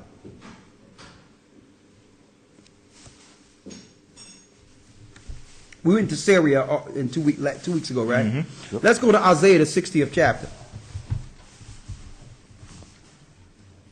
And so we're going to start talking about the ships of Tarshish, the last deliverance of God's people who are scattered throughout the four corners of the earth.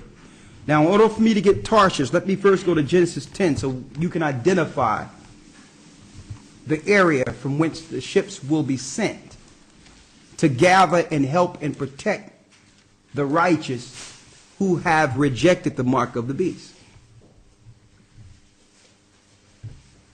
Now, mind you, there will be a number of people within the Western countries who will die or choose to be martyred opposed to getting the mark of the beast, getting chipped. And let me ask a question real quick. Just an open question. What would be a reason that would pressure a person into saying, you know what, I'll get it. I'll get the chip. Anybody, anyone.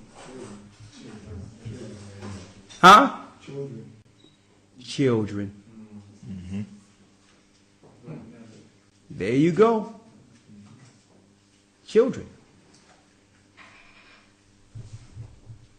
The example I can give you, they make you feel like you have the plague if you decide not to get your child vaccine, even though you know the vaccines are killing and mess up the children. They won't even allow you to have your child leave the hospital unless what? They're vaccinated and all that, right?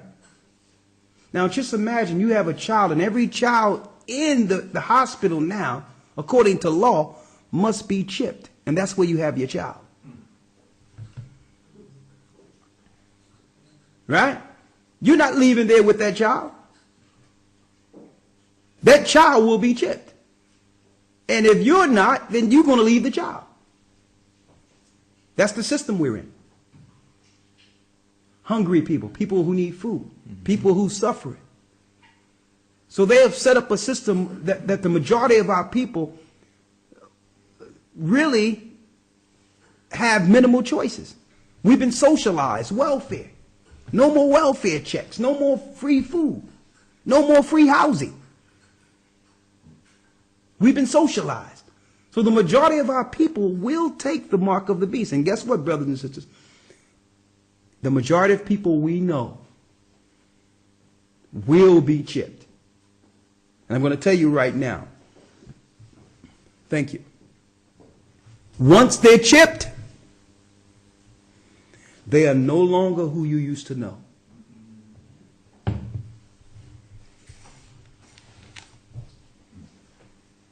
I don't care how much you think you love them and what you feel about them and how you grew up around them. Believe me, believe it or not, they will be someone else. That's the truth of the matter. Let's go into the ships of Tarshish. Genesis chapter 10, verse 4. Yes. In fact, I'll start at verse 2. The sons of Japheth. Now, when you go into Genesis 10, it's giving you the family lines of the three sons of Noah. Their family line after the flood. To give you a synopsis or an overview of if you want to know who the families are. There's no what they would call mongoloids and all these other negroids. These are all terms, scientific terms they use to distort the biblical identification of family. Okay? All people in the earth come from one of three families.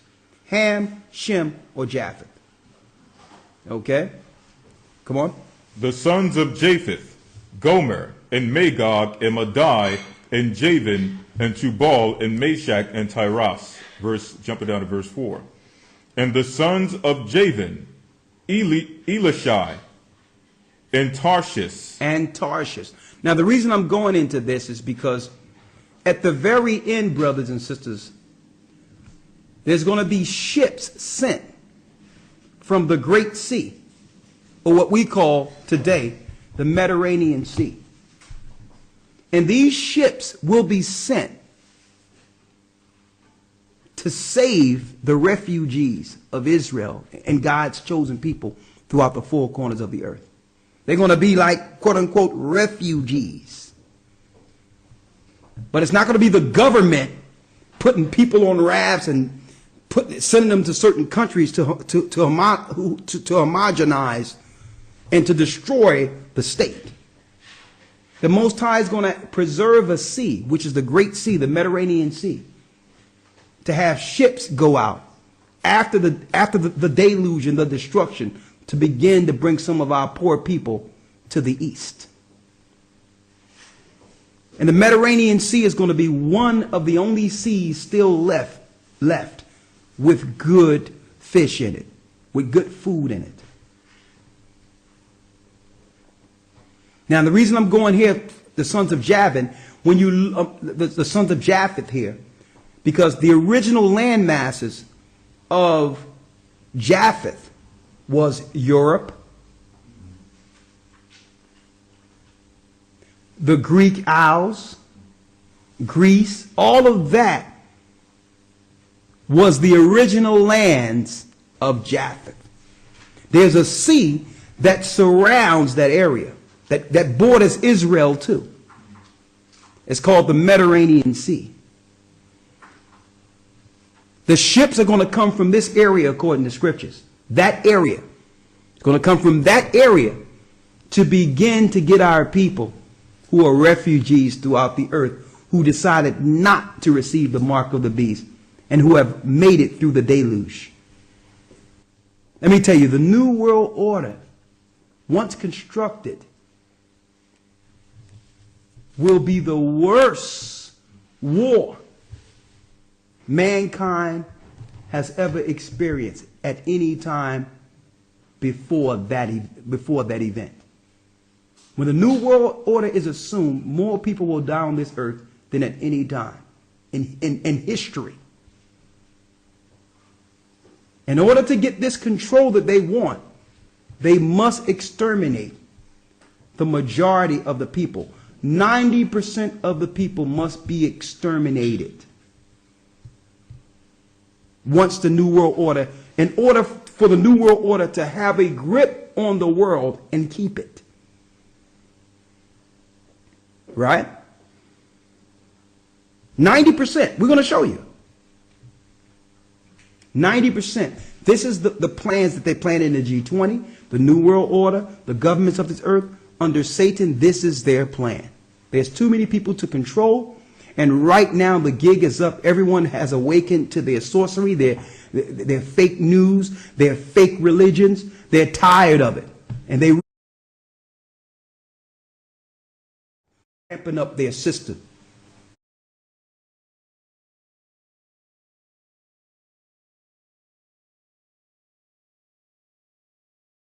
To depopulate. This is a religious, this is a spiritual war. It's with those who are with Satan, chiefly aiming towards the elect.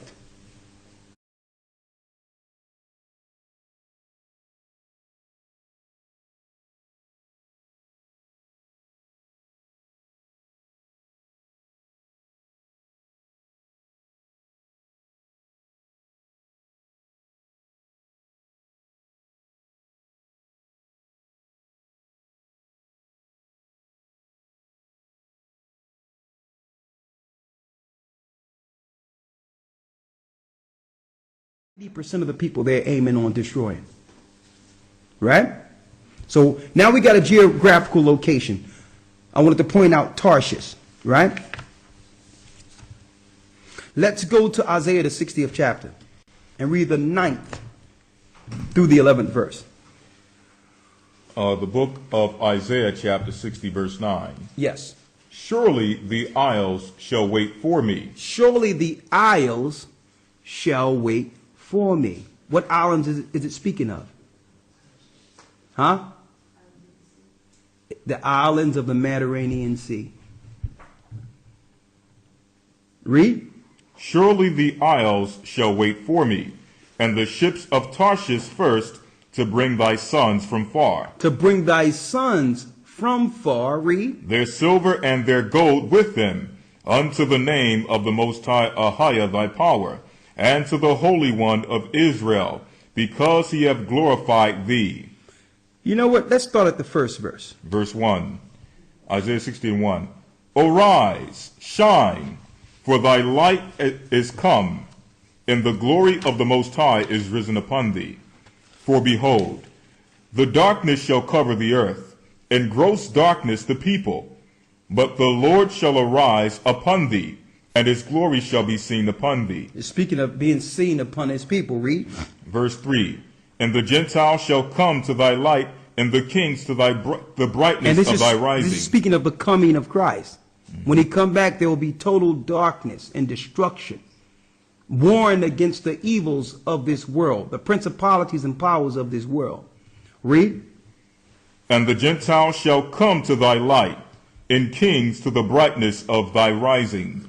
Lift up thine eyes round about and see. All they gather themselves together. They come to thee.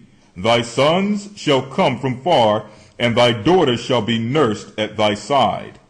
Then thou shalt see and flow together, and thine heart shall fear, and be enlarged, because the abundance of the sea shall be converted unto thee. The forces of the Gentiles shall come unto thee. All the riches that the Gentiles have received will come back to us. When it's speaking of the forces of the Gentiles, it's speaking of their riches, their power. Right? Don't forget, when Israel fell, the Gentiles got rich. They raided the temples of Solomon and all that. So all the great temples is the finances are really the finances of this earth. So when Christ breaks the power of these nations, all the riches and glory is going to come back to who? Jerusalem, God's people. Read. Verse 6. The multitude of camels shall cover thee, the dromedaries of Midian and Ephah. All they from Sheba shall come. They shall bring gold and incense, and they shall show forth the praises of the Lord. All the flocks of Kedar shall be gathered together unto thee. The rams of Nebaioth shall minister unto thee. They shall come up with acceptance on mine altar, and I will glorify the house of my glory. Who are these that fly as a cloud, and as the doves to their windows? Surely the isle shall wait for me, and the ships of Tarshish first, to bring thy sons from far. So we know at the very end, when Christ returns, he's going to have a decree to do what? To gather his people who are still out there. Right?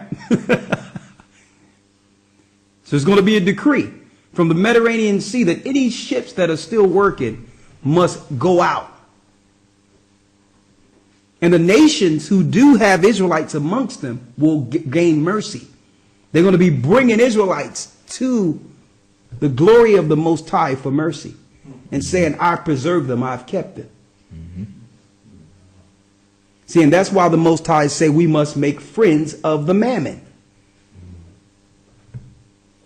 We can't be enemies with the nations.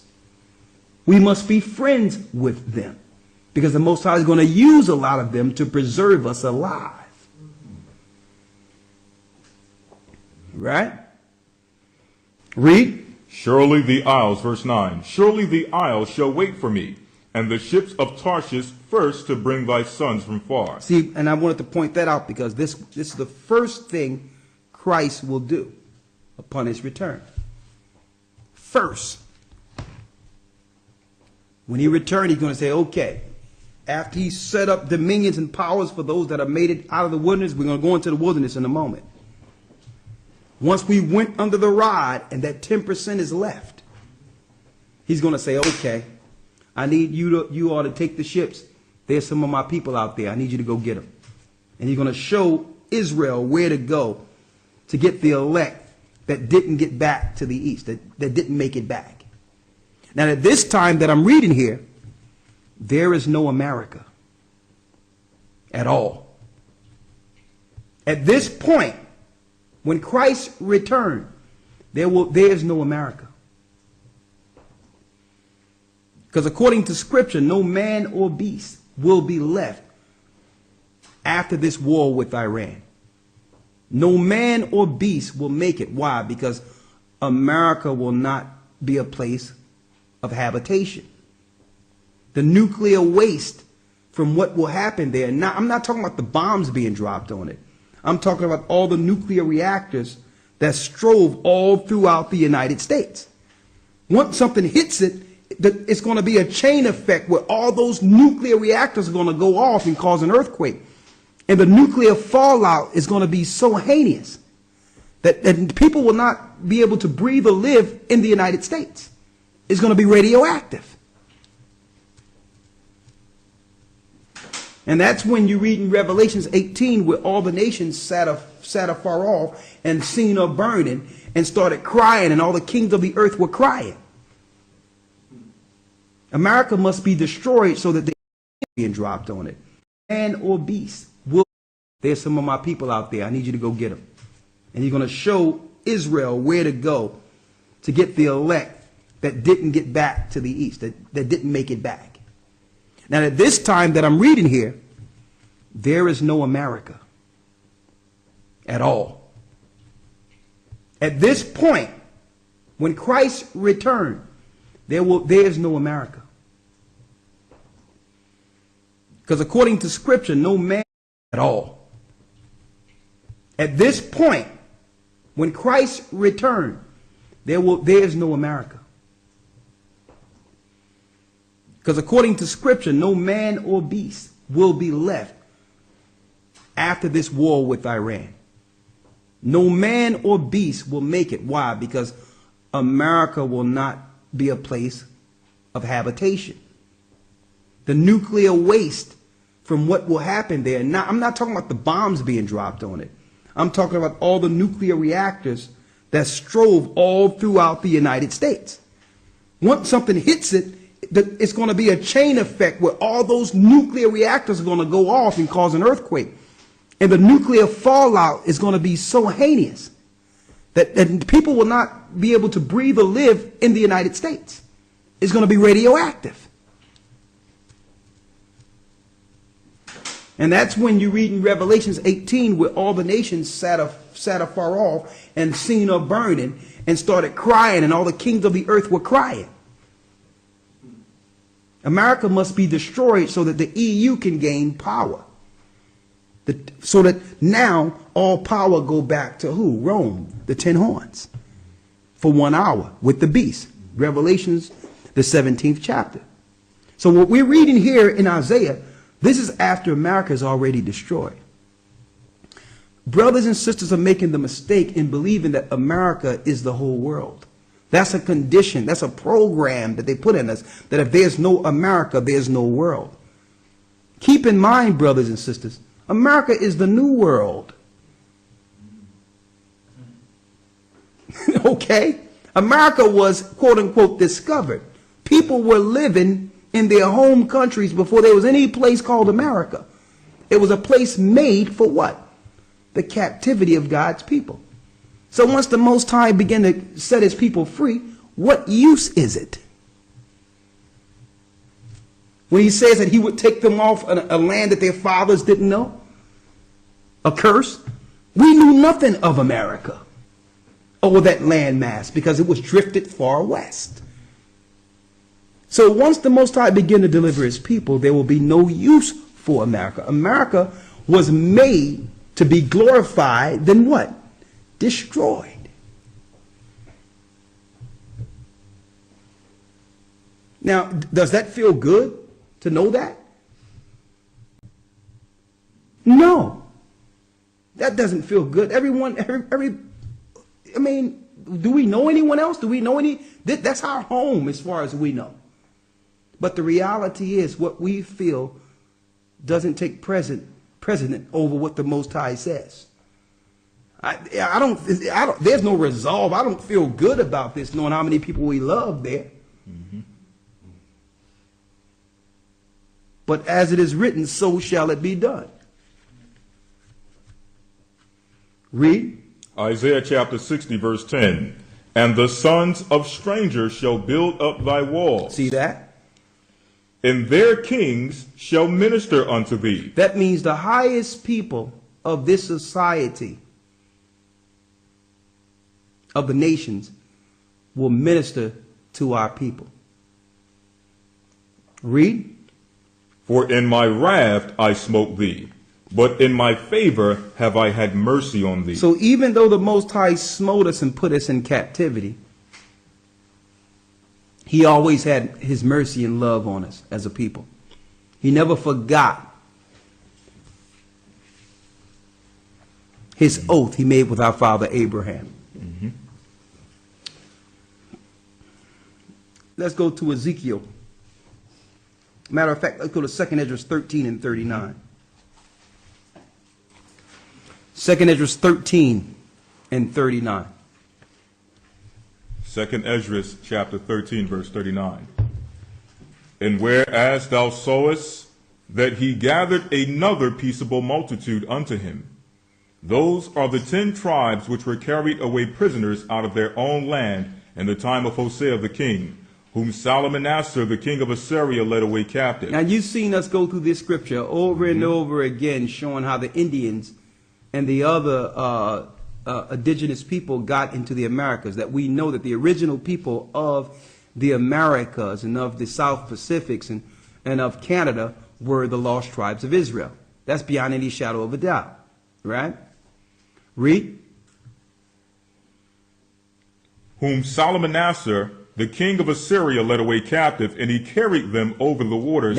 Now check this out. Read. And so they came into another land. They came into another land. Go on. But they took this counsel among themselves. They took the counsel among themselves what? That they would leave the multitude of the heathen and go forth into a further country, where never mankind dwelt. Go on. That they might there keep their statutes which they never kept in their own land. And they entered into Euphrates by the narrow passages of the river, for the Most High then showed signs for them, and held still the flood, till they were passed over. Come on. For through that country there was a great way to go, namely of a year and a half. And the same region is called Arsareth. Arsareth, which means hidden land, the place we call the Americas today. Go on. Verse 46. Then dwelt they there until the latter time. And now when they shall begin to come. When they shall begin to come, showing you the prophecy of Isaiah coming to fruition here. When they begin to come, read. 47. The highest shall stay the springs of the stream again. He's going to calm the rivers and the waters, the seas. Read. That they may go through.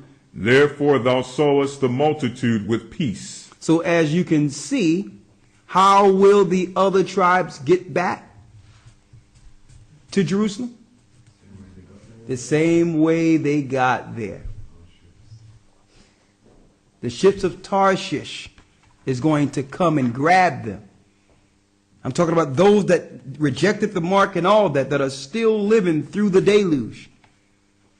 And they're going to see ships off the shore coming to bring them back home.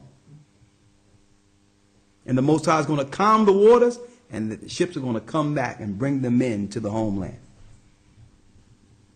Right? Do y'all see that? Now there's something in between that I'm going to show y'all that's going to go down, which is what? The last, what you would call, trying ground.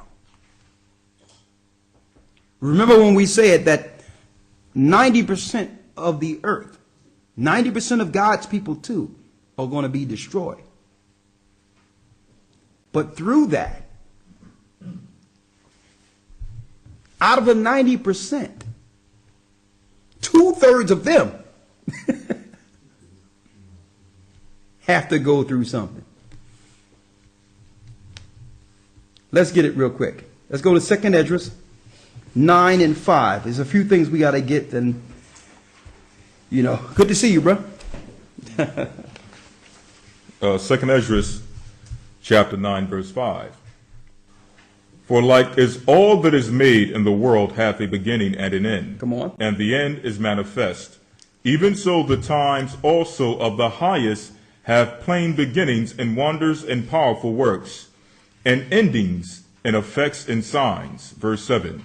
And everyone that shall be saved and shall be able to escape by his works and by faith. So how are they going to be able to escape? By his works and by faith. Read it again.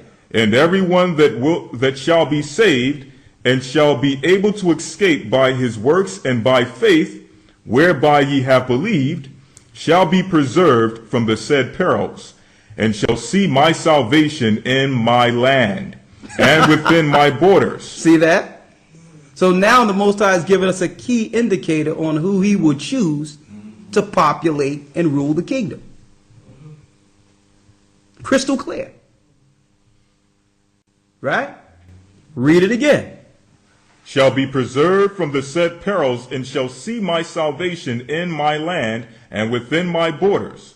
For I have sanctified them for me from the beginning. That means he have chosen and cleansed these people that will make it into the kingdom in the beginning.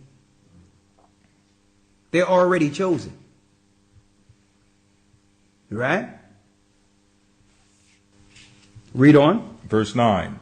Then shall they be in pitiful case. See that? But of course we have to go through what? Pearls. Read. Then shall they be in pitiful case, which now have abused my ways. Oh, he's talking about those that did wrong. Go on. And they that have cast them away despitefully shall dwell in torments. So it's speaking of those who chose the mark of the beast and chose to do what they wanted to do and not believe and have faith in the Most High. See?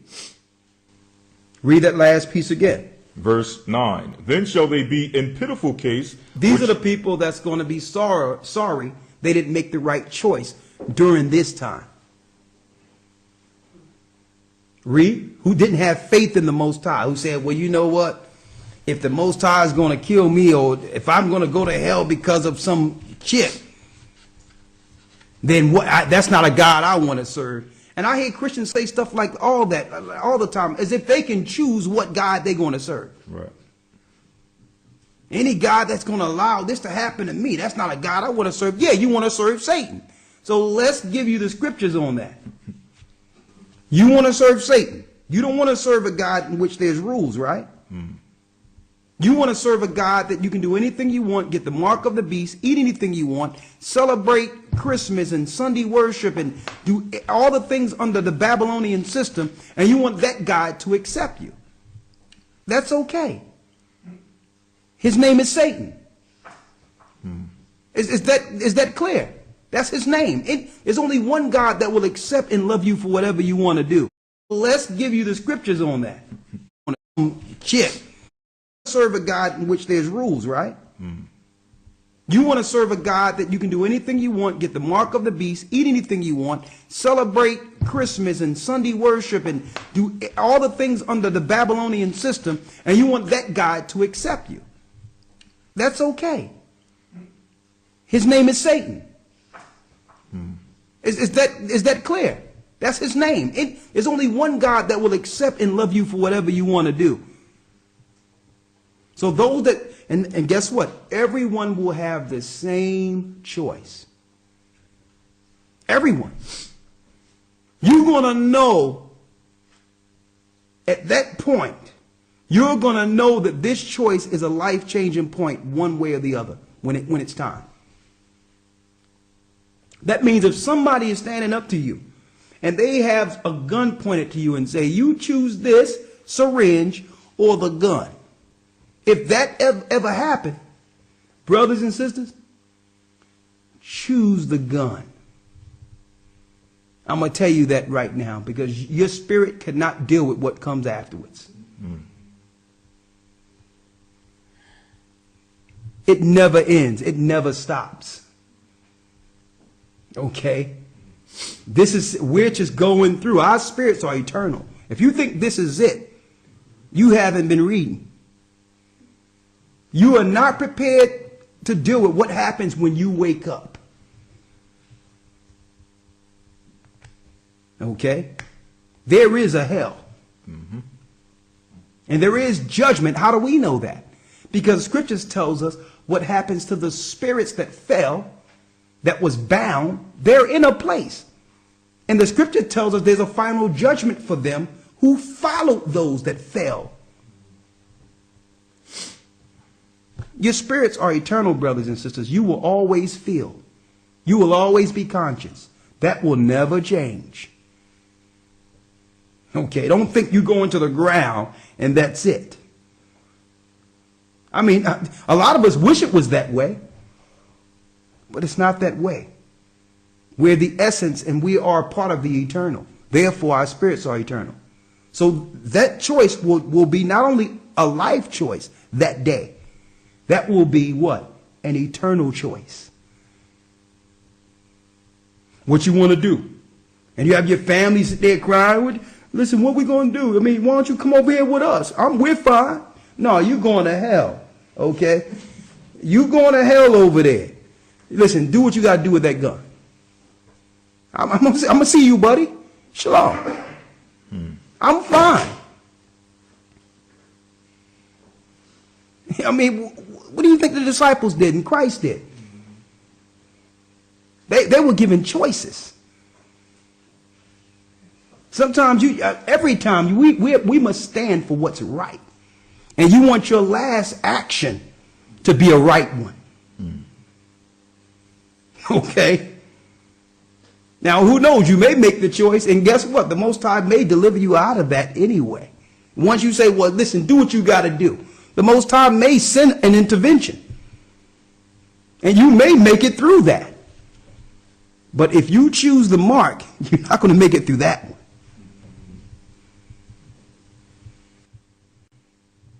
Read it. Verse 9. Then shall they be in pitiful case, Come on. which now have abused my ways, and that they have cast them away despitefully shall dwell in torments, for such as in their life have received benefits. That means they received benefits. They had everything going for them. Read. And What have verse you not, verse 10, and have not known me, and they that have loathed my law while they had yet liberty. Hold up. Those that hated the Most High's law while they had liberty. These are people who look down on the Bible. These are people who hate rules, spiritual rules. See? They hate God. They hate the Most High. They hate Christ. Read. And when as yet place of repentance was open unto them. So even though they hated the Most High still gave them a place of repentance. I don't care what atheists and others say. They know the Most High is real. Mm-hmm. They just choose to not believe it so that they can sin. They just choose to ignore it and think by ignoring it, they escape the punishment that comes with believing on that God. But no, there's no escape. Because even when, I'm speaking of starch atheist, the Most High give everyone a place of repentance where you know he's real. And then you can make a choice whether or not to stay in your ignorance or to serve the living God. It doesn't matter whether or not you're an atheist or a Satanist or whatever. No matter what you are, the Most High always give you an opportunity, a door out. Right? Read. When as yet place of repentance was open unto them. And when the Most High opened the door for you. Understood not but despised it. The same must know it after death by pain. Hold up now. So the Most High gave you an opportunity, even though you didn't deserve it. He opened the door for you and say, serve me. So if you ignored and say, not only did you ignore the door, you began to be fervent against the God that opened the door for you. You started to talk down against the Most High, and you became more of a spiritual demon afterwards. The Most High says that person must know he was wrong after death through pain. So don't think pain stops when we die. The examples I give over and over again, you can do what you want to do to a carcass. It will not scream. It won't say it's in pain. Why? Because the pain was connected to the spirits that was connected to the nerves and the brain. The pain came through consciousness. When your spirit leaves, the pain stays, the pain goes with the conscience. You still feel.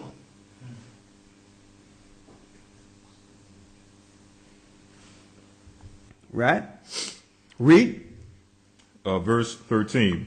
And therefore be thou not curious how the ungodly shall be punished. It says, and when. be not curious of how the ungodly shall be punished and when. But inquire how the righteous shall be saved. But we should be inquiring how the righteous shall be saved. See? You have so many people with doctrines, with the doom and gloom doctrine, and all they talk about is what happens bad if you don't serve the Most High, and what's going to happen to people for doing this, that, and the other. But we should more so inquire on how what? The righteous shall be saved. Right? Few more. Right? Let's go to Ezekiel 38 and 10. Ezekiel chapter 38 verse 10. Thus saith the Most High, Ahiah, it shall also come to pass that at that same time shall things come into thy mind, and thou shalt think an evil thought. And thou shalt say, I will go up to the land. No, we're going to save that one. I want to deal directly with the gathering of our people real quick. Let's go to Matthew 24.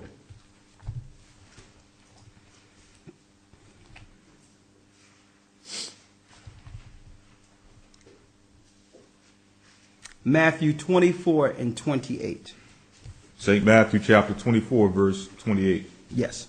For wheresoever the carcass is, so I will read verse 27. For as the lightning cometh out of the east, and as the shineth, lightning cometh out of the east, read. And shineth even unto the west. And shineth even unto the west, read. So shall also the coming of the Son of Man be. So here it is. Christ is coming from where? He's coming eastward. He's coming the same way the sun rises. His entry will be from that point. Okay? Now, I'm putting this out there because I don't know if you've seen some research years ago under the Gulf of Aden or the Gulf of Eden. All the military ships throughout the world body have ships in that particular area. They're already preparing to fight physically against what's coming into this realm. It's not an asteroid. It's not a space invader. It's not Planet X. Mm-hmm. They're preparing for the coming of Christ. They know exactly how he's coming into the earth. It's in record. Y'all with me, right? Read. Here's a key indicator here. What's going to happen? Read. Verse 28. For wheresoever the carcass is, where the carcass is, there will the eagles be gathered together. There will the who be gathered together? The eagles be gathered together. Who will be gathered together? The eagles be gathered together. Though thou exalt thyself as the eagle. Who's that? Edom, Rome, right? And the New World Order is trying to do what? Right now. They're trying to take power over what? The Middle East. Right? But are they there to gain entry or gain power over the order, the oil and the world resources? That's what they think they're there for. They're really in the Middle East for the coming of Christ, so that he can crush their armies. All the armies are going into the Middle East to be destroyed. Therefore, no army, no what? No world power. That's how Christ is going to break their military power upon his return. So all the New World Order governments are in Africa, Middle East and all that. They're sending all their men over there. That's going to be their own demise. Where the eagle is, what's going to be there also? For wheresoever the carcass is, there will the eagles be gathered together. Y'all see that? Now we're going to go into those carcasses in 1 second. Let's go to Isaiah 66 and 15. Isaiah chapter 66 verse 15. Come on. For behold, the Lord will come with fire, and with his chariots like a whirlwind. So when Yeshua break the atmosphere, he's coming with what? His chariots like a whirlwind. Okay, we're not talking about Roswell, they little stinking technology they think they got because they can disappear and all that mess. Listen, Christ's vehicles and the angel vehicles don't crash. Okay, and I'm going to tell you, the majority of the ships that these orbs people are seeing, they're actual American and German and Russian technology. They've been doing those ships for a long time. But Christ is, when his wheels come into the system and come into this whole realm, the whole world going to understand it. It's not going to be no little disappearing act, something trying to hide behind a cloud or something. That's a hot demonic mess, what I'm seeing there. That's low technology. They had these, when you look on the pyramids and all the other ancient artifacts, they claim the gods always came down in them. These orbs, these traveling orbs, they're just vehicles. They're technological vehicles that the demonic forces, that the fallen angels' children and the fallen angels operate in. It's not what Christ's coming back with. Okay, read. For behold, the Lord will come with fire, and with his chariots like a whirlwind. Come on. To render his anger with fury, and his rebuke with flames of fire. Verse 16. For by fire and by his sword will the Lord plead with all flesh. And the slain of the Lord shall be many. Verse 17. The Most High is coming back. The Most High is sending Christ back with total destruction. Okay, Christ is not asking no questions. He already came. He came in a peaceful manner, like a lamb to the slaughter on purpose. That was his function the first time. Mm-hmm. He's going to be a cold takedown lion upon his return. That means he's the most, according to this world, he's the most hideous scenario coming from the heavens. How we look at the devil and Satan, that's how they view Christ. Because he's not coming for their turn. Now you see why they speak against him and try to minimize who he is and try to minimize the Bible and make jokes on him and all that. That's why they do that, because they understand in prophecy he's their tormentor. And not only that, before he destroys the armies, he's going to bound that little snake that's leading them. That little worm they call Satan. He's a worm with a capital M. And they look at this guy as Lucifer. Listen, this dude fell a long time ago. He's not Lucifer no more. Mm-hmm. That worm is going to be detained. We're going to go. He's going to be in a FEMA camp. Right. We're going to get him in a couple of seconds too.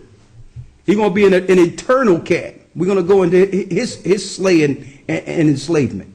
Mm-hmm. Read. Verse 17. They that sanctify themselves and purify themselves in the gardens. Listen to this. Behind one tree in the midst, eating swine's flesh. But in the midst of the wilderness, after all this destruction go down, we're going to be in the wilderness, brothers and sisters. We're going to show you in the wilderness. We're going to have our people in the wilderness cooking pork. Let's go. Hold that. Let's go to Ezekiel 20 real quick. And 33. We're going right back there. What verse you left off at? Verse 17. Great. Ezekiel 20, verse 33. Come on. As I live, saith the Lord, the Most High Ahiah, surely with a mighty hand and with a stretched out arm and with fury poured out will I rule over you. So while the Most High is sending Christ to destroy, what's going on? He's also gathering our people. Like we read in the ships of Tarshish, he's moving us into areas. He's getting us out of the way of this satanic order, right? Read. 34. And I will bring you out from the people and will gather you out of the countries wherein you're scattered. See that? Go ahead. With a mighty hand and with a stretched out arm and with fury poured out. Now, according to what we've read in Isaiah, how will the Most High, through Christ, gather those that are not in the wilderness yet? The ships of Tarshish. Exactly. So now Christ is warning, taking down countries and all that, while he's gathering us into a protective area. Right? Go on. Verse 35. Come on. And I will bring you out into the wilderness of the people, and there will I plead with you face to face. He will plead with us face to face. Go on. Like as I pleaded with your fathers in the wilderness of the land of Egypt, so will I plead with you, saith the Most High Ahiah. And I will cause you to pass under the rod, and I will bring you into the bond of the covenant. Now, when he says, I will cause you to pass under the rod, right? Let's go to Leviticus, what we have in Leviticus real quick. He will cause Israel, that's in the wilderness, to pass through the rod. Mm-hmm. Right? Read. Leviticus. Oh, look, a few people that still have pages there. Leviticus 27 and 32. Leviticus 27 and 32 breaks down Israel going through the rod. What this means. And concerning the tithe of the herd. And concerning the tithe of the herd. A tithe is what? 10%, right? Go on. or of the flock, even whatsoever passeth under the rod, the 10th shall be holy unto the Most High. The 10th shall be holy unto the Most High. So what is the Most High doing in Ezekiel, the 20th chapter? He's taking a 10th of those that are left in the wilderness. See that? He's pleading with us face to face in Ezekiel 20. We're in the wilderness now. We've been gathered through the ships of Tarshish and all that. But even though we're in the wilderness, that don't mean we're going to make it past that point. We still have to make it out of the wilderness into the land. Mm-hmm. See that? Go back to Ezekiel. Ezekiel chapter 20, verse 38. Come on. 37. And I will cause you to pass under the rod, and I will bring you into the bond of the covenant. And I will purge out from among you the rebels. The rebels are who? Read. And them that transgress against me. And those that are doing what? Breaking the law in the wilderness. Are you seeing that? Now let's go back to Isaiah with this guy behind a tree. Mm-hmm. Just more here real quick. Go ahead, read it. I will bring them forth out of the country where they sojourn. I will bring them forth out of the country that they sojourn. And they shall not enter into the land of Israel. And they shall not enter into the land of Israel. Now, according to what we read right there, who's going to lead Israel back into Israel? Christ.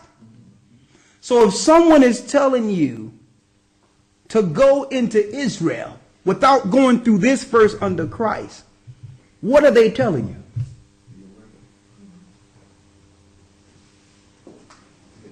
According to the scriptures, these are the stages Israel must take under Christ before getting the land. Right now, that land is being ravished and overran by who? The Gentiles, the Romans. It has been taken. So anyone tell you that there's an obligation according to the Most High to go into the land, they are against Christ himself.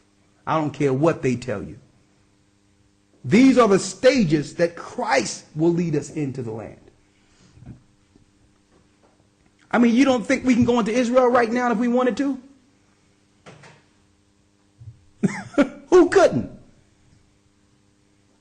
Israel is westernized. You can go into Israel if you want. Why do you think that we're not going in to Israel? Why? Because the scriptures in Isaiah tell you all the country he's going to gather us out. In Isaiah, the 11th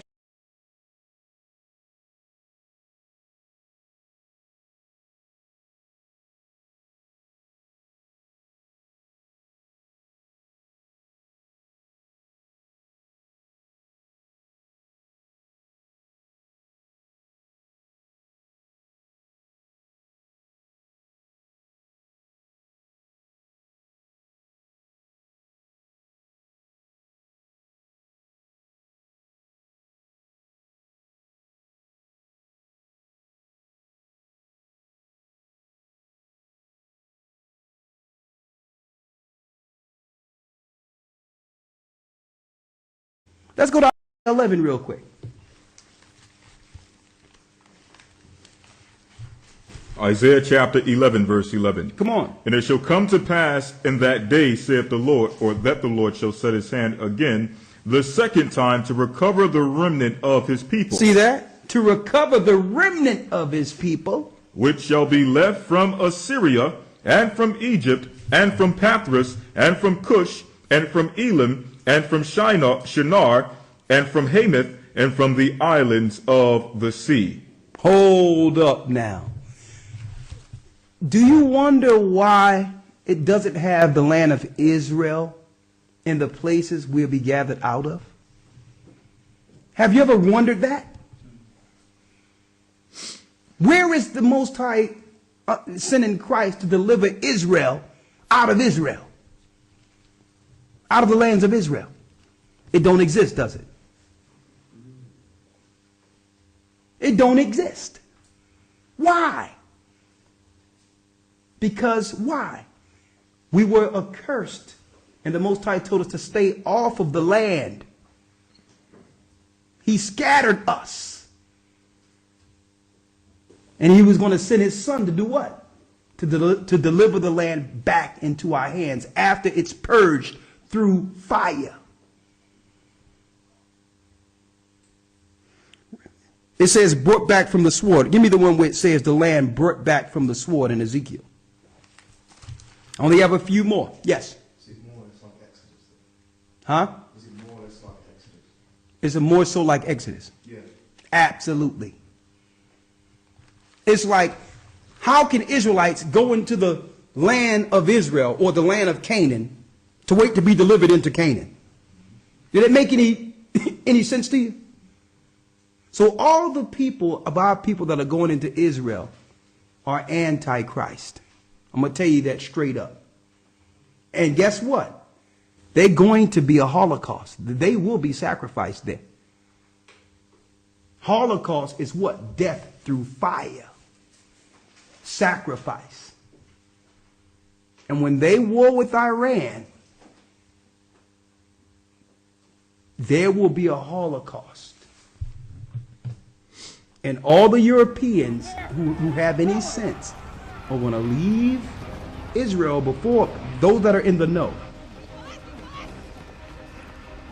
They're going to leave Israel before that next war, and they're going to go back into Europe. They're going back to Rome. And all of our people who thought that we were escaping somewhere into Israel are going to be burned and destroyed in that land. Okay? All those groups that made an excavation into Israel and all that, all of them were off. Every last one of them. The Old Testament tells us the lands the Most High will gather us from. Right? Are these my words? No. What you have, Brother Lloyd? This is the rest of Isaiah 66. Yes. What verse? Verse 19. Come on. And I will set a sign among them, and I will send those that escape of them unto the nations, to Tarshish, Pul, and Lud, that draw the bow, to Tubal and Javan, to the isles afar off, that have not heard my fame, neither have seen my glory, and they shall declare my glory among the Gentiles. See that? So when the ships are going out, when they're going out to grab people, guess what? The glory of Christ's return is actually going to be prophesied and talked about throughout the earth. And this is after the Roman Empire is crushed. And the papacy and that papal rapist, him totally hog-tied and destroyed into hell next to Satan too. This is when their total power is taken. Mm-hmm. Read on. Verse 20. And they shall bring all your brethren for an offering unto the Most High out of all nations upon horses and in chariots and in litters and upon mules and upon swift beasts to my holy mountain Jerusalem, saith the Lord, as the children of Israel bring an offering in a clean vessel unto the house of the Lord. So all the Gentiles are going to be like, yo, I got an Israelite over here. Look, I took right care of him. I looked out for him. Hey, listen, I ain't charge you nothing, did I? Right. I need a kingdom hookup. All the nations are going to be glad to be associated with us in that day. Okay? There will be no media to criminalize us and make us seem like second-class citizens and make us feel that we're less than people. The whole media apparatus and Satan's program will be utterly wasted and destroyed. And people are going to appreciate the Most High's people. And guess what? When they come with they're going to be looking for Israelites to bring. Mm-hmm. Hey, look at, hey, bro, hey. Are you black? Come here. Hey, man. Hey, right. I was the plague 4 years ago. Right. Oh, no, brother. You like pure gold. You looking golden right now. Let me come over here and take you up to the kingdom. Like, yo, bro, back up, man. No, man, I'm with you. Let me read this real quick. It's going to be a changing of the guard. Let me read this real quick in Zechariah 8:23. Come on. It says, "Thus saith the Most High of hosts, in those days it shall come to pass that 10 men shall take hold out of all the languages of the nations, even shall take hold of the skirt of him that is a Jew, saying, We will go with you, for we have heard that the Most High is with you." Check that out. They're going to try to take the skirt. They're going to try to grab on the shirt of an Israelite saying, man, listen, the Most High is with you. We're going with you. And I'm going to tell you, to some degree, through the power of the Most High, it's already beginning. Where they're cleaving to the Most High's people. Let me tell you, what's going on in this earth is an anomaly within itself. This Bible wasn't taught like this. We grew up in church and all that. It wasn't until we came out of mainstream religion that we realized what the Bible was really dealing with and talking about. And now the Bible is being taught in its proper perspective. The majority of the earth is saying, well, listen, we need to look at the Bible this way. And they're starting to cleave into God's people and say, listen, we want to be down with that. That's what's going to happen. A few more. There's other things that I'm behind the time. So let me just go here real quick.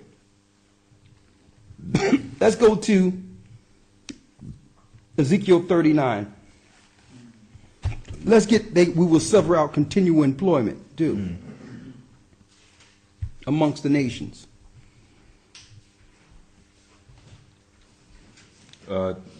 Ezekiel chapter 39, I'll start at verse 8. Yes. "Behold, it is come, and it is done, saith the Most High." It is come, it is done. "This is the day whereof I have spoken." Speaking of the day of our Lord and Savior. "And they that dwell in the cities of Israel shall go forth and set on and burn the weapons, both the shields and the bucklers, the bows and the arrows, and the handstaves and the spears, and they shall burn them with fire 7 years." So what's going to happen here for a Jubilee? Once we're taken into the land, Christ will give a command for all the leaders over Israel to go out throughout the whole earth, a decree to take all the weapons of the Gentiles and destroy their weaponry. A 7-year cleansing. See that? In order to have a real one world order, you can't have no opposition, right? No weapons, no nothing. So the first 7 years will be a total jubilee, a 7-year of warfare and taking all the weaponry of the nations. Now China won't be a superpower. There will be no other superpowers in this earth at all. Period. All the Satanists are going to get killed and destroyed. Utterly destroyed. And guess what? The whole government, the law will come from what? From Israel. That means the whole earth is following the one God, Ahaya, Ashar, Ahaya. And the whole earth and all nations are following the commandments of the Most High. No pedophiles, no homosexuals, no thieves, no liars, no covetous, no idolaters. A total righteous world. Who don't want that? A 7-year takedown. All the weaponry. Right? Read. That's deep, because they think they're taking everyone else's weapons through anti-gun laws. Exactly. But when this thing is established, their guns are going to get taken away. Yeah, this is the real confiscation. Exactly. You know, and it ain't going to take Sandy Hook to bring it either. Right. You know what I mean? It ain't going to take this guy. I love to bring him out, Gene Rosen. Like to just show the people him real quick. There will be a real confiscation of weapons. It's not going to be through no false flag Paris attacks. No false flag. It's going to be a total. This is what they want, right? They want. Yep. They want gun control. Right? Here's gun control. No weapons. All nations will have no weapons. There will be, for real, a real sense of talk concerning peace.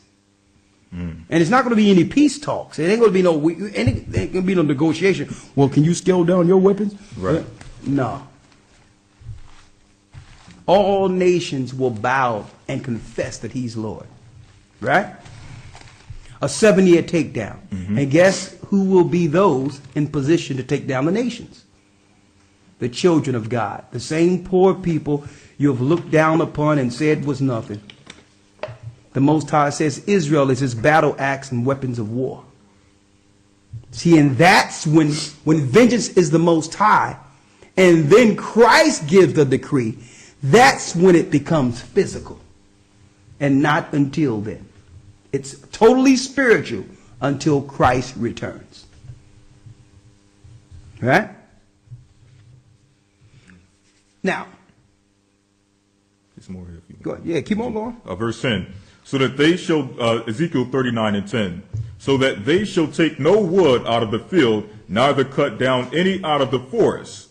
For they shall burn the weapons with fire, and they shall spoil those that spoil them. The Bible says we will spoil those who spoiled us. This is Christ doing this. Read. And rob those that robbed them, saith the Most High. And rob those that robbed them.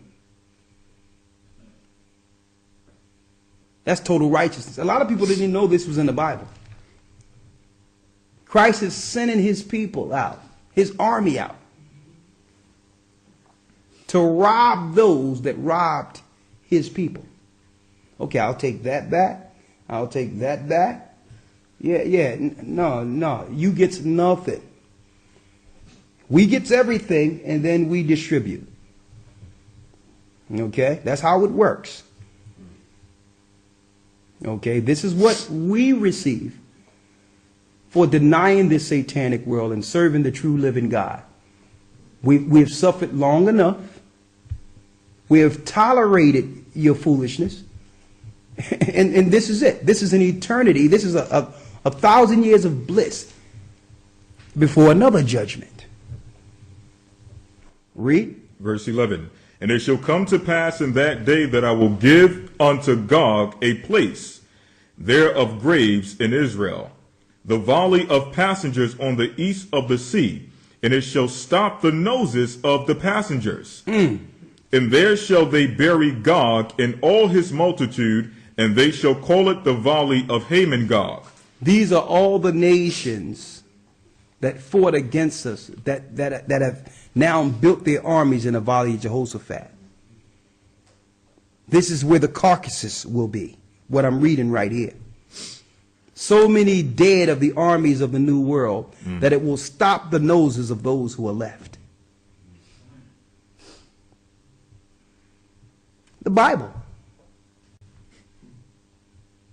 So they think they're going there to lay a pipeline or to secure some oil and all. Nah. You're going there so that now the army that you've sent out to control the world gets stomped out. So now there's no opposition, and Israel throughout the four corners of the earth is finally free.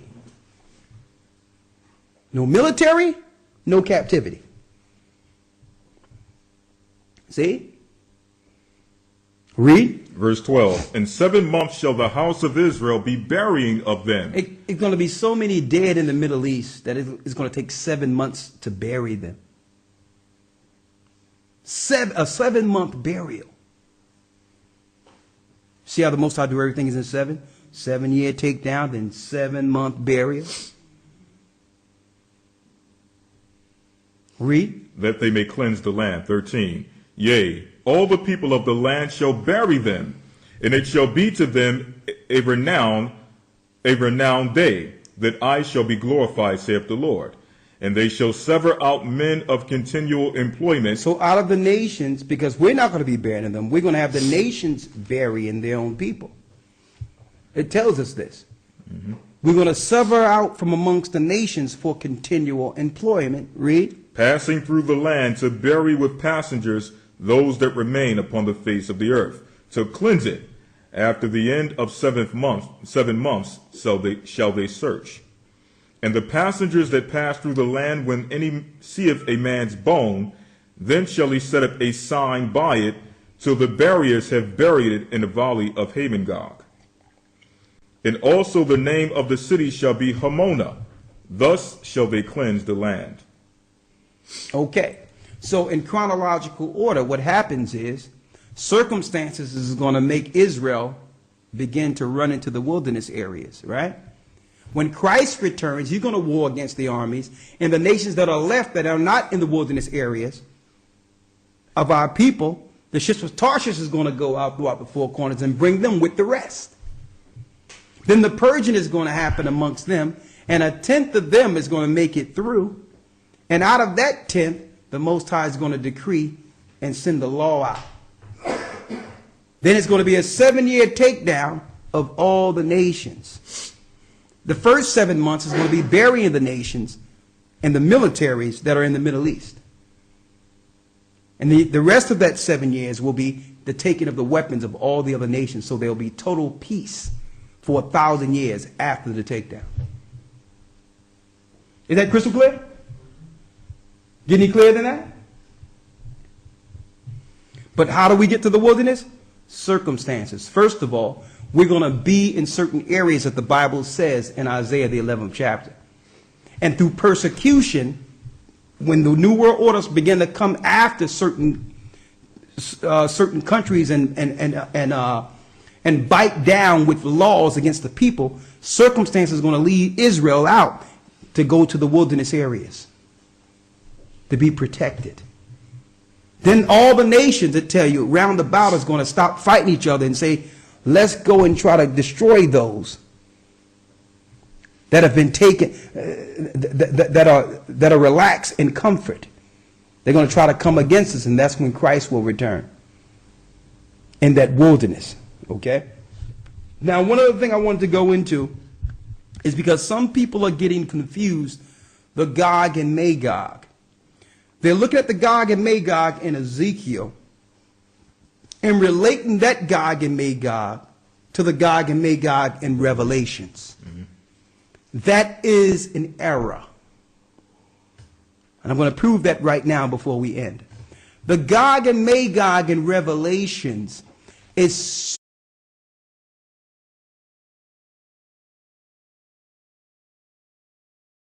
year reign. See that?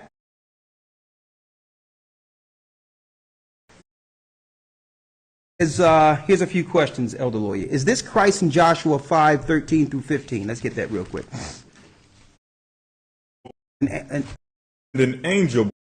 There's no. All right. Shalom, elders. Great lesson. All praise be to the Most High. Why do Roman Catholic priests and some pastors wear those censored? It's censored. Are there any scriptures that they use to justify this, or is it something that the Roman Catholics just made up? Well, there's no scriptural justification for anything the Roman Catholics do. Okay? What they wear and what they stand for is Babylonian, paganistic traditions. The hat they wear, the open fish head, is like it's like the worship of a Dagon god. So everything they do is satanic and Babylonian ritualistic. It has nothing to do with the scriptures at all.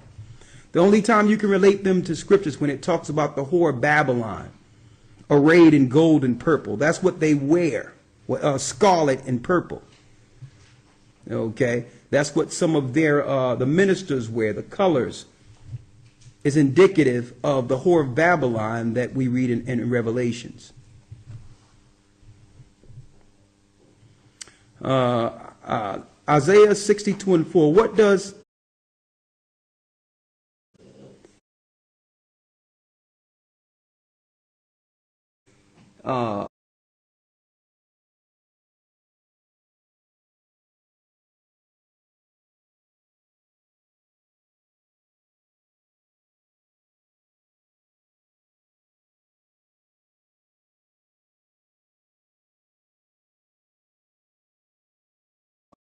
You're not going to make it through.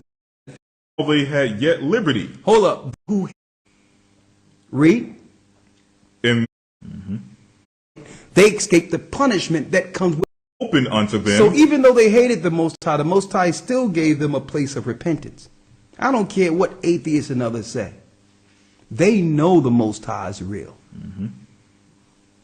They just choose to not believe it so that they can sin. They just choose to ignore it and think by ignoring it, they escape the punishment that comes with believing on that God. But no, there's no escape. Because even when, I'm speaking of starch atheists, the Most High give everyone a place of repentance where you know He's real. And then you can make a choice whether or not to stay in your ignorance or to serve the living God. It doesn't matter whether or not you're an atheist or a Satanist or whatever. No matter what you are, the Most High always give you an opportunity, a door out. Right? Read.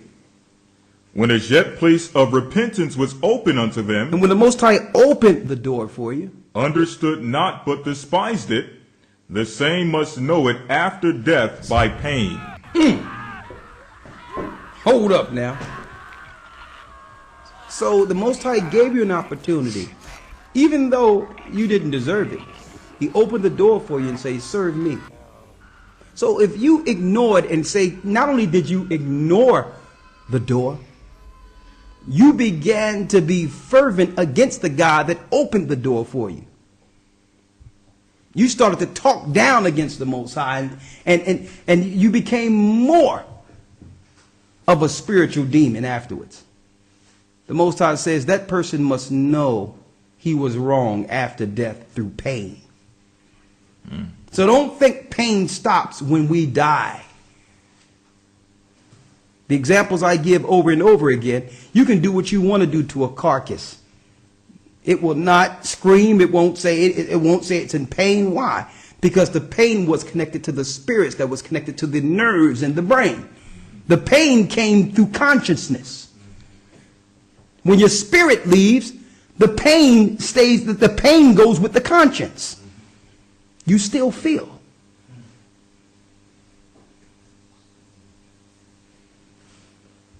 Right? Read. Verse 13. And therefore be thou not curious how the ungodly shall be punished. It says, and when. Be not curious of how the ungodly shall be punished and when. But inquire how the righteous shall be saved. But we should be inquiring how the righteous shall be saved. See? You have so many people with doctrines, with the doom and gloom doctrine, and all they talk about is what happens bad if you don't serve the Most High, and what's going to happen to people for doing this, that, and the other.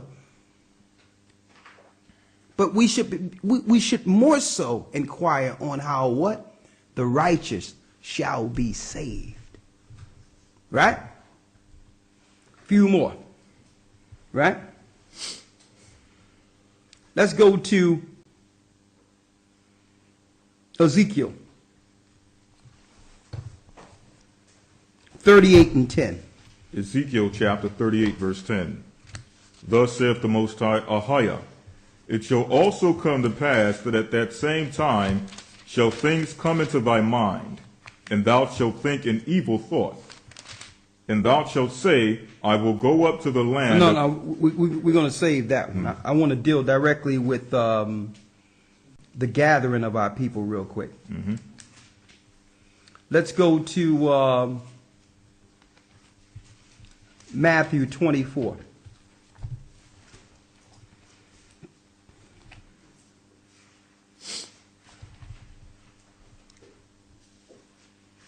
Matthew 24 and 28.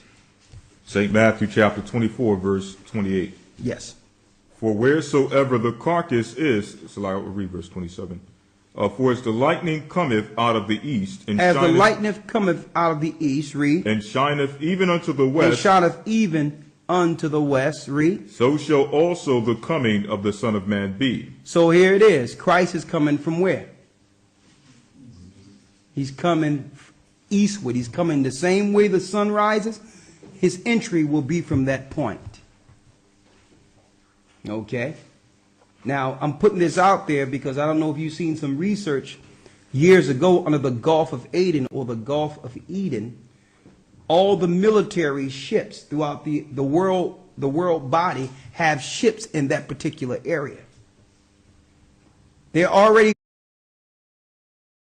9 and 5. These are people. Come over here, with brothers and sisters. That's his name. You can do anything you want, get the mark of the beast. You want to serve Satan. You don't want to serve a God in which there's rules, right? You want to serve a God that you can do anything you want, get the mark of the beast, eat anything you want, celebrate Christmas and Sunday worship and do all the things under the Babylonian system, and you want that God to accept you. That's okay. His name is Satan. Is that clear? That's his name. There's only one God that will accept and love you for whatever you want to do. So those that, and guess what? Everyone will have the same choice. Everyone. You're going to know at that point, you're going to know that this choice is a life-changing point one way or the other when it's time. That means if somebody is standing up to you and they have a gun pointed to you and say, you choose this syringe or the gun. If that ever happened, brothers and sisters, choose the gun. I'm going to tell you that right now because your spirit cannot deal with what comes afterwards. It never ends. It never stops. Okay? We're just going through. Our spirits are eternal. If you think this is it, you haven't been reading. You are not prepared to deal with what happens when you wake up. Okay? There is a hell. And there is judgment. How do we know that? Because scriptures tells us what happens to the spirits that fell, that was bound. They're in a place. And the scripture tells us there's a final judgment for them who followed those that fell. Your spirits are eternal, brothers and sisters. You will always feel. You will always be conscious. That will never change. Okay, don't think you go into the ground and that's it. I mean, a lot of us wish it was that way, but it's not that way. We're the essence and we are part of the eternal. Therefore, our spirits are eternal. So that choice will be not only a life choice that day, that will be what? An eternal choice. What you want to do. And you have your family sit there crying, listen, what we going to do? I mean, why don't you come over here with us? We're fine. No, you're going to hell. Okay? You going to hell over there. Listen, do what you got to do with that gun. I'm going to see you, buddy. Shalom. I'm fine. I mean, what do you think the disciples did and Christ did? They were given choices. Sometimes every time we must stand for what's right. And you want your last action to be a right one. Okay? Now, who knows? You may make the choice, and guess what? The Most High may deliver you out of that anyway. Once you say, well, listen, do what you got to do. The Most High may send an intervention. And you may make it through that. But if you choose the mark, you're not going to make it through that one.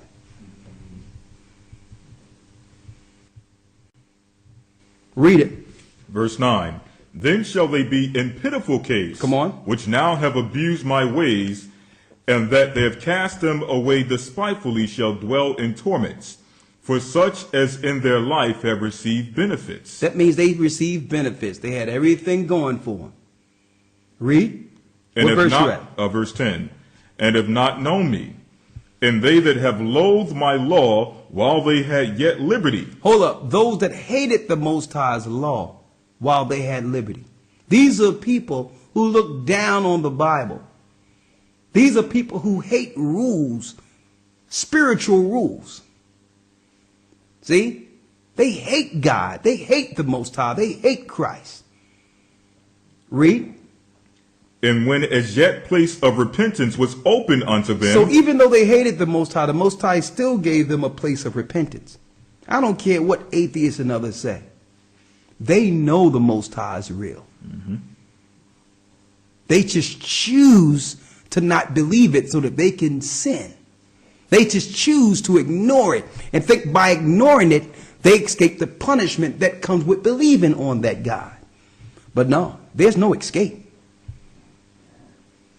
Because even when, I'm speaking of starch atheists, the Most High give everyone a place of repentance where you know he's real. And then you can make a choice whether or not to stay in your ignorance or to serve the living God. It doesn't matter whether or not you're an atheist or a Satanist or whatever. No matter what you are, the Most High always give you an opportunity, a door out.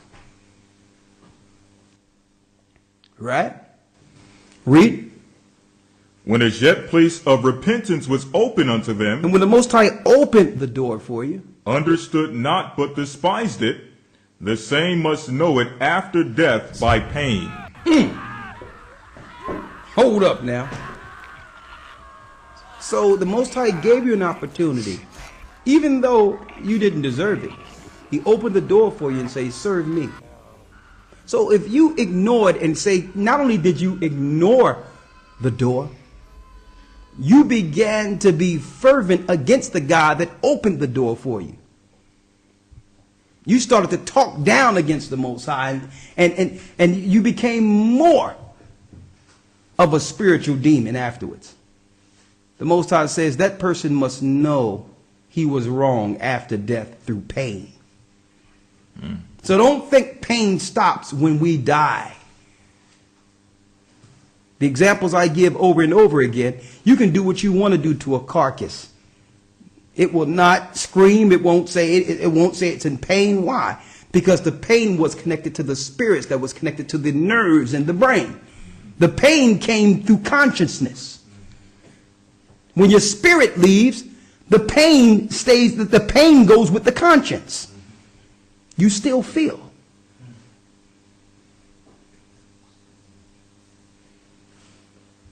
Right? Read. Verse 13.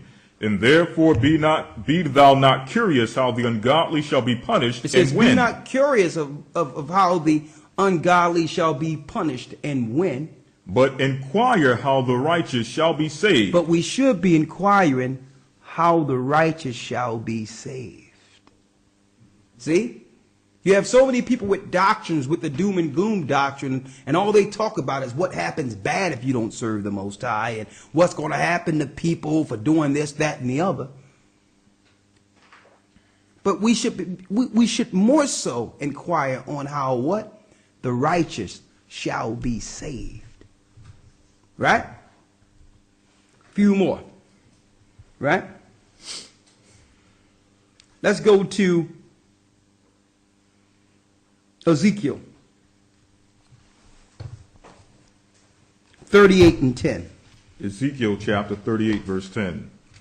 Thus saith the Most High, Ahiah, it shall also come to pass that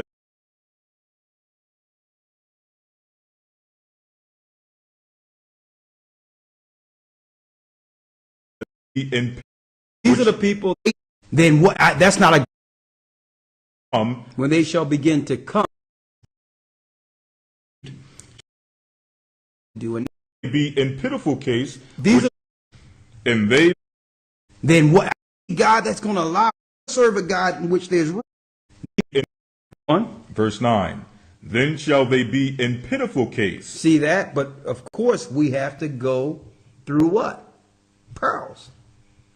Read. Then shall they be in pitiful case, which now have abused my ways. Oh, he's talking about those that did wrong. Go on. And they that have cast them away despitefully shall dwell in torments. So it's speaking of those who chose the mark of the beast and chose to do what they wanted to do and not believe and have faith in the Most High. See? Read that last piece again. Verse 9. Then shall they be in pitiful case. These are the people that's going to be sorry they didn't make the right choice during this time. Read. Who didn't have faith in the Most High. Who said, well, you know what? If the Most High is going to kill me, or if I'm going to go to hell because of some chick, then that's not a God I want to serve. And I hear Christians say stuff like all that all the time, as if they can choose what God they're going to serve. Right. Any God that's going to allow this to happen to me, that's not a God I want to serve. Yeah, you want to serve Satan. So let's give you the scriptures on that. You want to serve Satan. You don't want to serve a God in which there's rules, right? You want to serve a God that you can do anything you want, get the mark of the beast, eat anything you want, celebrate Christmas and Sunday worship, and do all the things under the Babylonian system, and you want that God to accept you. That's okay. His name is Satan. Is that clear? That's his name. There's only one God that will accept and love you for whatever you want to do. So those that, and guess what? Everyone will have the same choice. Everyone. You're going to know at that point, you're going to know that this choice is a life-changing point one way or the other when it's time. That means if somebody is standing up to you and they have a gun pointed to you and say, you choose this syringe or the gun. If that ever happened, brothers and sisters, choose the gun. I'm going to tell you that right now because your spirit cannot deal with what comes afterwards. It never ends. It never stops.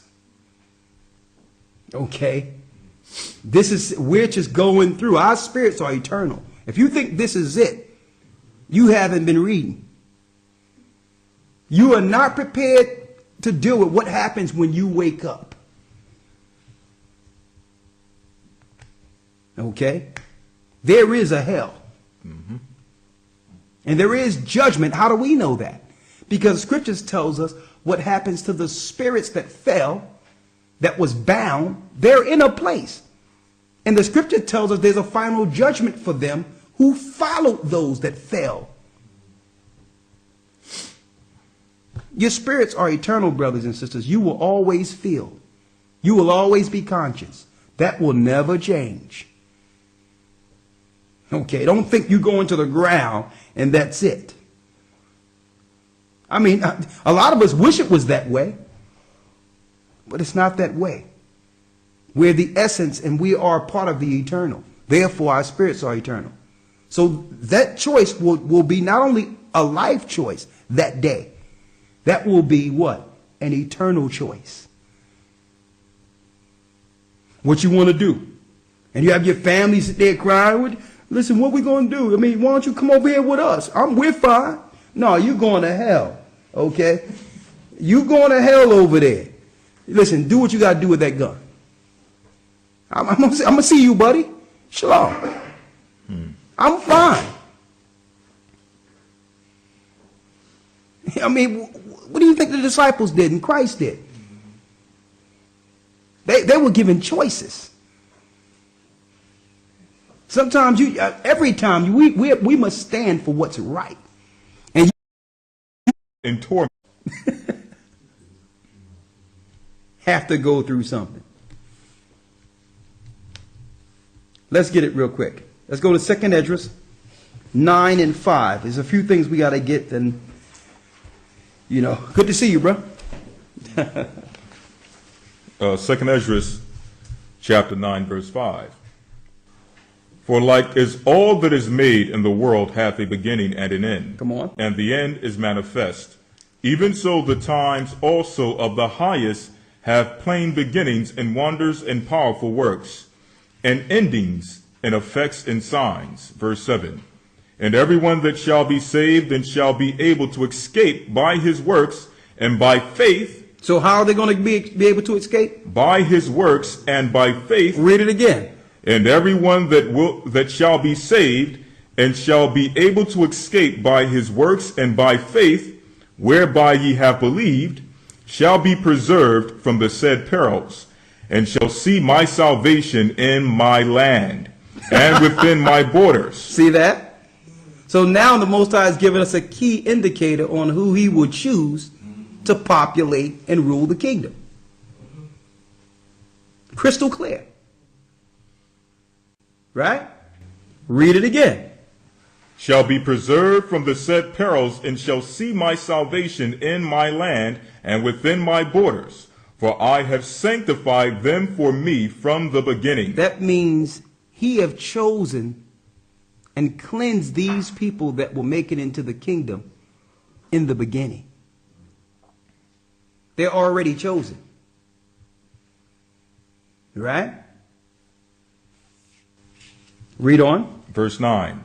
Then shall they be in pitiful case. See that? But of course we have to go through what? Pearls. Read.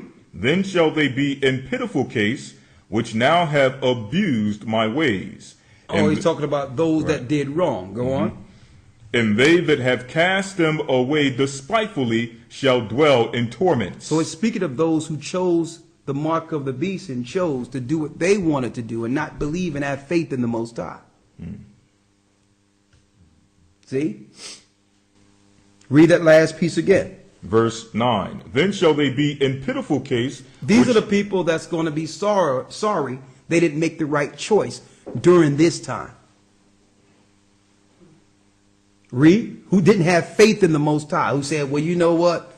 If the Most High is going to kill me, or if I'm going to go to hell because of some chick, then that's not a God I want to serve. And I hear Christians say stuff like all that all the time, as if they can choose what God they're going to serve. Right. Any God that's going to allow this to happen to me, that's not a God I want to serve. Yeah, you want to serve Satan. So let's give you the scriptures on that. You want to serve Satan. You don't want to serve a God in which there's rules, right? You want to serve a God that you can do anything you want, get the mark of the beast, eat anything you want, celebrate Christmas and Sunday worship and do all the things under the Babylonian system, and you want that God to accept you. That's okay. His name is Satan. Is that clear? That's his name. There's only one God that will accept and love you for whatever you want to do. So those that, and guess what? Everyone will have the same choice. Everyone. You're going to know at that point, you're going to know that this choice is a life-changing point one way or the other when it's time. That means if somebody is standing up to you and they have a gun pointed to you and say, you choose this syringe or the gun. If that ever happened, brothers and sisters, choose the gun. I'm going to tell you that right now because your spirit cannot deal with what comes afterwards. It never ends. It never stops.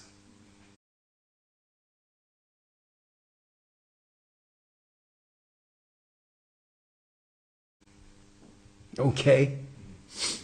We're just going through. Our spirits are eternal. If you think this is it, you haven't been reading. Choose this. That's okay. Celebrate. You don't want a God that's going to allow this to happen to me. That's not a God I want to serve. Yeah, you want to serve Satan. So let's give you the scriptures on that. You want to serve Satan. You don't want to serve a God in which there's rules, right? You want to serve a God that you can do anything you want, get the mark of the beast, eat anything you want, celebrate Christmas and Sunday worship and do all the things under the Babylonian system, and you want that God to accept you. That's okay. His name is Satan. Is that clear? That's his name. There's only one God that will accept and love you for whatever you want to do. So those that, and guess what? Everyone will have the same, that's not a God I want to serve. And I hear Christians say stuff like all that all the time, as if they can choose what God they're going to serve. Right. Any God that's going to allow this to happen to me, that's not a God I want to serve. Yeah, you want to serve Satan. So let's give you the scriptures on that. You want to serve Satan. You don't want to serve a God in which there's rules, right?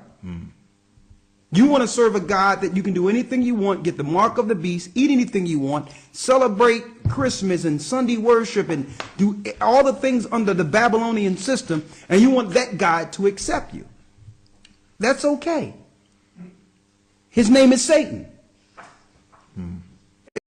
Serve a God in which there's a God that's going to allow this to happen to me. That's not a God I want to serve. Yeah, you want to serve Satan.